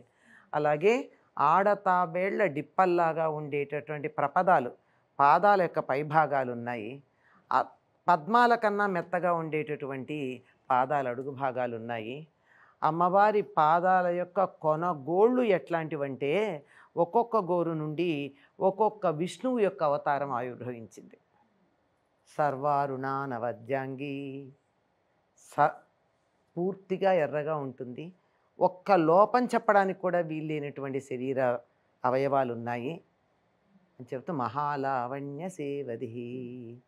లావణ్యం అనేటటువంటి దానికి అమ్మవారు నిలయమైనటువంటిది అని తల నుండి పాదాల దాకా, పాదాల నుంచి తల కాదు. ఈ లలితా సహస్రనామం చదివేటటువంటి వారు ఎవరైతే ఉన్నారో అక్కడ మొదలుపెట్టినట్టయితే ఒక్కొక్క నామం ఒక్కొక్క అవయవాన్ని అలా వర్ణిస్తూ పైనుంచి కింద దాకా అలా బొమ్మలాగా కనపడుతుంది. ఇంకా తర్వాత ఆవిడ విశేషాలన్నీ ఉన్నాయనుకోండి. రూపవర్ణన అడిగారు కదా, అంతవరకు చెప్పు. చక్కగా వివరించారు. కళ్ళు మూసుకుని వింటే అమ్మా అమ్మవారు అలా మీ మాటల ద్వారా మాకు కళ్ళ ముందు కనపడాలమ్మా. అందులో అక్షర దోషాలు లేకుండా చదువుతుంటే అర్థం తెలుస్తుంది మనకి. అర్థం తెలిస్తే అసలు ఆవిడ రూపం మన కళ్ళ ముందు అలా కదలాడాలి. లేకపోయిన తర్వాత ఎందుకమ్మా చదువుతూ శ్రీమాత అంటే అమ్మ ఏమిటది ఉండు అని అన్నాం అనుకోండి, లాభం లేదు. మీ సందేహం అమ్మ? అమ్మ, ఇది లలితా పరమేశ్వరి, రాజరాజేశ్వరి, బాలా త్రిపుర సుందరి, ఈ 3 అవతారాల విశిష్టత కావాలి. ఇవి 3 లలితాదేవి అంశాలు అని అంటారు. అది ఎంతవరకు నిజం? ఎంతవరకు నిజం అంటే నిజమేనమ్మా. ఎంతవరకు ఏమిటి అసలు వాస్తవమే. అమ్మవారు ఆదిశక్తి, మహాశక్తి, పరాశక్తి. ఆవిడ నుంచి ఒక్కొక్క సందర్భంలో ఒక్కొక్క రాక్షస సంహారానికి ఒక్కొక్క రూపం ధరించింది. పొద్దున్నే అమ్మ అన్నం పెట్టేటప్పుడు అన్నపూర్ణ, చదువు చెప్పేటప్పుడు సరస్వతి, తప్పు చేస్తే కాళి. అలాగే భండాసురుని చంపడానికి లలితగా అవతరించింది. భండాసురుడు అంటే పూర్తి బండ, శరీరం తప్ప మన తెలుగులో అనే బండలా అంతే. శరీరమే నేను అనుకునేటటువంటి స్థితిలో ఉండి తినడం, జీవితంలో ఉన్నదాన్ని అనుభవించటం తప్ప మరొక పరమార్థం లేదనుకునేటటువంటి వాడు భండాసురుడు. బండ పోవాలంటే ఉండాలి, సున్నితత్వం రావాలి. కనుక లలితగా ఆవిర్భవించి వాడిని సంహరించింది. అలాగే భండాసురుడి కొడుకులు ఉన్నారు 30 మంది. వాడు 30 మందిని పంపించాడు. ఎంత దుర్మార్గులంటే, నేను బతికుండాలి, నా కొడుకులు చచ్చినా పర్వాలేదు అనుకునేటటువంటి వాడు రాక్షసుడు కాక మరెవరు. వాడిని పంపిస్తే పిల్లలతో నేను యుద్ధం చేయడం దేనికి అనుకుంది అమ్మవారు. అందుకని తన అంశగా బాలని పంపించింది. ఆవిడ బాలా త్రిపుర సుందరి. ఆ అమ్మవారి యొక్క అవతారమే బాల. వాళ్ళు 30 మందిని సంహరించింది. ఇలా లలితా పరమేశ్వరి అంతా అయిపోయిన తర్వాత హాయిగా శ్రీమాత శ్రీ మహారాజ్ఞి శ్రీమత్ సింహాసనేశ్వరి సింహాసనం మీద కూర్చుని లలితా పరాభట్టారిక అంటారు అవన్నీ. పరాభట్టారిక అంటే సింహాసనం మీద పట్టాభిషిక్తురాలై లోకాలన్నింటినీ పరిపాలిస్తూ ఉన్నటువంటి రూపం. భండాసురుడు మొదలైనటువంటి రాక్షసులందరినీ ఒక్కొక్కరిని సంహరించిన తర్వాత అమ్మవారు కొలువు తీరి రాక్షస సంహారం అయింది కదా అని చెప్పి విజయోత్సవం చేసుకుంటూ ఉన్నప్పుడు, సింహాసనం మీద కూర్చుని లోకాలన్నింటినీ పరిపాలిస్తూ ఉన్నప్పుడు ఆ తల్లి రూపం లలితా పరమేశ్వరి. దుర్గమాసురుని సంహరించినప్పుడు దుర్గ, చండముండుల్ని సంహరించడానికి కాళి, ఇలా ఒక్కొక్క రాక్షసుని సంహరించడానికి ఒక్కొక్క రూపంతో ఆవిడ అవతరించడం జరిగింది. ఇప్పుడు లలితా సహస్రనామంలో చాలా నామాలు రిపిటేషన్ లాగా వస్తాయి. అంటే మహాశక్తి, మహాశక్తి, అలా మహేశ్వరి, మాహేశ్వరి, ఇట్లా శంకరి, అమ్మ చాలామందికి ఈ తేడా తెలియక కలిపి చదువుతూ ఉంటారమ్మా. 53వ శ్లోకము ఏదో దాంట్లో అక్కడ మహాశక్తి అని ఉంటుంది. దాన్ని మేము స్వచ్ఛంగా చదువుతామనడానికి మహాశక్తి అని చదువుతూ ఉంటారు. తప్పమ్మా, అది మహాశక్తి. ఇంత గొప్ప వసిన్యాది వాగ్దేవతలు వాళ్ళ అమ్మవారిని కీర్తించేటప్పుడు ఒకే నామాన్ని 2 సార్లు అంటారా? మామూలు కవులే ఒక పదాన్ని రెండోసారి వాడడానికి ఇష్టపడరు. మాలాంటి వాళ్ళమే ఒక పదం ఒకసారి వాడితే దానికి పర్యాయ పదం వాడదామని ప్రయత్నం చేస్తాం తప్ప దాన్నే వాడం. అట్లాంటిది వసిన్యాది వాగ్దేవతలు వాడడం ఏమిటి? కాదు. అక్కడ ఉంది మహాశక్తి, మహా ఆసక్తి అని అక్కడ. ఇక్కడ మహాశక్తి. అలాగే మహేశ్వరి అని చదివేస్తారు 2 చోట్ల. మొదట వచ్చేది మాహేశ్వరి, మహాదేవి. అక్కడ మాహేశ్వరి అంటే మహేశ్వరుని యొక్క శక్తి మాహేశ్వరి. తర్వాత వచ్చేది మహేశ్వరి. మహేశ్వరి అంటే మహా ఈశ్వరి. ఈవిడే మహేశ్వరి. అక్కడ మాహేశ్వరి అంటే శివుడి యొక్క సప్తమాతృకల్లో ఉన్నటువంటి శివుడి యొక్క శక్తి అని అర్థం. ఇది మాత్రం కొంచెం ఓపిక లేక పుస్తకంలోకి కళ్ళు పెట్టి చూసేటంత శ్రద్ధ లేక ఇట్లా చదువుతూ ఉంటారమ్మా. మీరు చాలా దోషభూయిష్టంగా చదువుతారు. అమ్మవారు దయగల తల్లి గనక మనం తిట్టే తిట్లకి ఆవిడ ఊరుకుంటోంది. ఉదాహరణకి జన్మ మృత్యు జరా తప్త ఏమిటో అది దీర్ఘం తీస్తారు. నోరంతా ఇంత వెడల్పుని పెట్టి జన్మ మృత్యు జరా తప్త జన విశ్రాంతిదాయిని. ఎందుకంటే అక్కడ ఆపాలి. జన్మ మృత్యు జరా తప్త జన విశ్రాంతిదాయిని కలిపి చదవాలి. జన్మ మృత్యువు జర అనేటటువంటి వాటిలతో బాధపడుతూ ఉన్నటువంటి జనులకి అమ్మవారు విశ్రాంతిస్తుందని చెప్తామా? ఆవిడ్ని జన్మ మృత్యు జరా తప్త అని సంబోధిస్తామా? జన్మ మృత్యువు జరతో బాధపడుతోంది ఆవిడ. ఇలాంటివి సుమారుగా 26-27 ఉన్నాయమ్మా ఇలా దోషంగా చెప్పేవి. వీటన్నింటినీ సరిచేస్తూ నేను 28 రోజుల పాటు 2 విద్యార్థుల్ని కూర్చోబెట్టుకుని 2-3 ఒక్కొక్క అక్షరం ఎట్లా చదవాలి, ఎక్కడ కలిపి చదవాలి, ఎక్కడ విడదీసి చదవాలి అన్నదాన్ని నేర్పించాను 2 విద్యార్థుల్ని. ఆన్లైన్ ఉంది.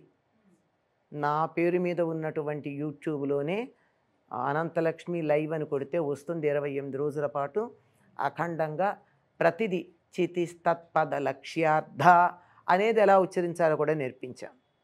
ఎక్కడ మహాశక్తి చదవాలి, ఎక్కడ మహాశక్తి చదవాలి. ఆజ్ఞ అంటారు. ఆజ్ఞ కాకుండా ఆజ్ఞ అనేది ఎలా ఉచ్చరించాలి. ఆజ్ఞ కాదు, ఆజ్ఞ కాదు, ఆజ్ఞ. రాజ్ఞి అంటే రాజ్ఞి అని పిలిచినట్టు ఉంటుంది. మహారాజ్ఞి అన్నాం అనుకోండి. అగ్నిని రమ్మని పిలిస్తే ఇంట్లో అగ్ని వచ్చి కూర్చోటల్లా. మన ఇంట్లో చిచ్చు లేదు. మరి చిచ్చు రాకుండా ఉండాలంటే ఏమని పిలవాలి? మహారాజ్ఞి అనాలి. ఇవి ఎలా ఉచ్చరించాలో, నాలుక కూడా ఎలా పెట్టాలో, పెదవులు ఎలా పెట్టాలో వీటిని కూర్చోబెట్టి నేర్పించానమా. ఇష్టం ఉన్నవాడు చూసుకోవచ్చు. అది చూసి నేర్చుకోవచ్చు. పారాయణ విడిగానే చేసుకుంటారు. అంటే ఒక్కొక్కటి నేర్పించడానికి నాకు 28 రోజులు నేర్పించానంటే పారాయణ అవ్వదు అంతసేపట్లో. పారాయణ అరగంటలో అయిపోతుంది. నెమ్మదిగా చదివితే, త్వరగా చదివితే 25 నిమిషాల్లో అవుతుంది. కానీ నేర్చుకోవడానికి ఎంత సమయం పడుతుంది? మీరు అడిగినట్టు శా శా షా శ్రీ అంటారు. శ్రీ అని ఎందుకు అనాలమ్మా? శ్రీ కదా.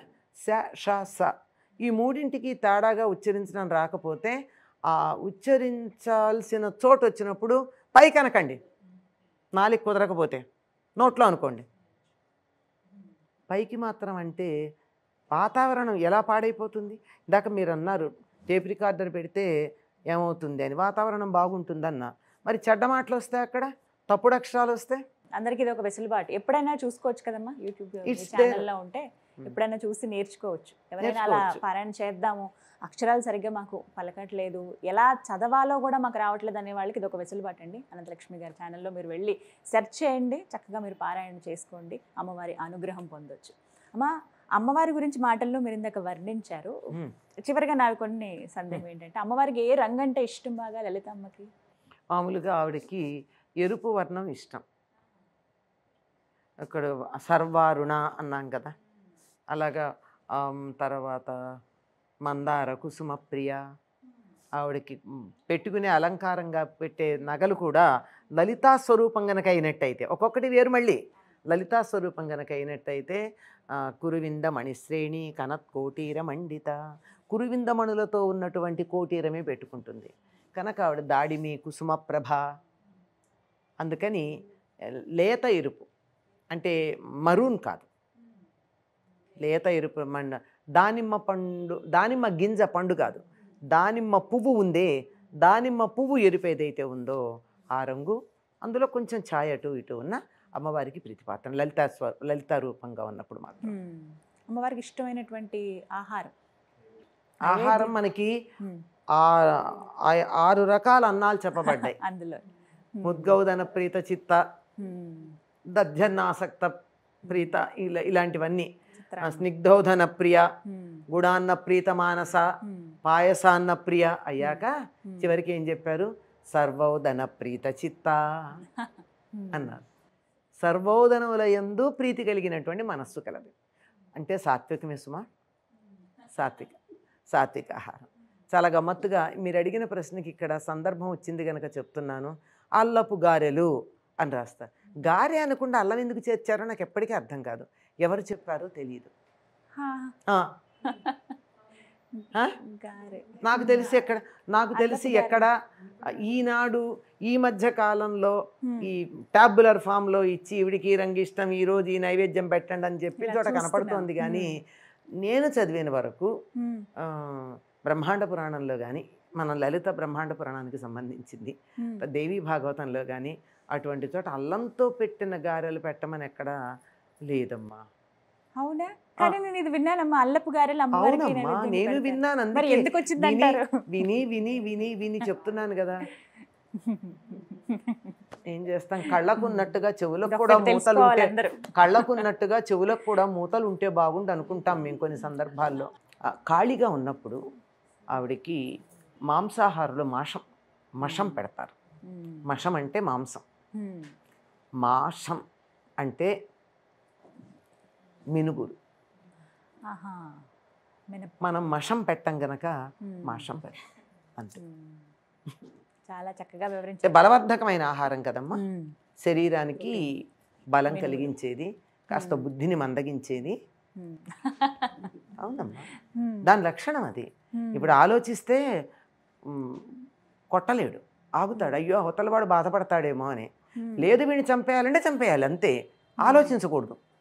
అందుకని మాషంగాని మషంగాని ఇన్నున్నాయి. అసలు చాలా విషయాలు తెలుసుకోవాల్సినవి కూడా ఉన్నాయి లలిత అమ్మవారి గురించి. మీరు అన్నారు ఇందాక, ఫస్ట్ నేను చెప్పినప్పుడే సవరించారు, రహస్య సహస్రనామ స్తోత్రం, లలిత రహస్యనామ సహస్రం అని చెప్పి. ఈ విధంగా ఇంకా ఎన్నో సందేహాలు ఉన్నాయి చాలా మందికి. అయితే సమయాభావం వల్ల ఇక్కడ ఇలా ముగిస్తున్నాం. మరొకసారి మళ్ళీ కలుద్దాం, మళ్ళీ ఎన్నో సందేహాలు మేము ముందుంచే ప్రయత్నం చేస్తామమ్మా. చాలా సంతోషం. నమస్కారం. అందరికీ నమస్కారం అండి. నమస్తే అమ్మా. సుమన్ టీవీలో మీ పర్సనల్ అండ్ బిజినెస్ ప్రమోషన్స్ కోసం కింది నెంబర్కి కాంటాక్ట్ చేయండి.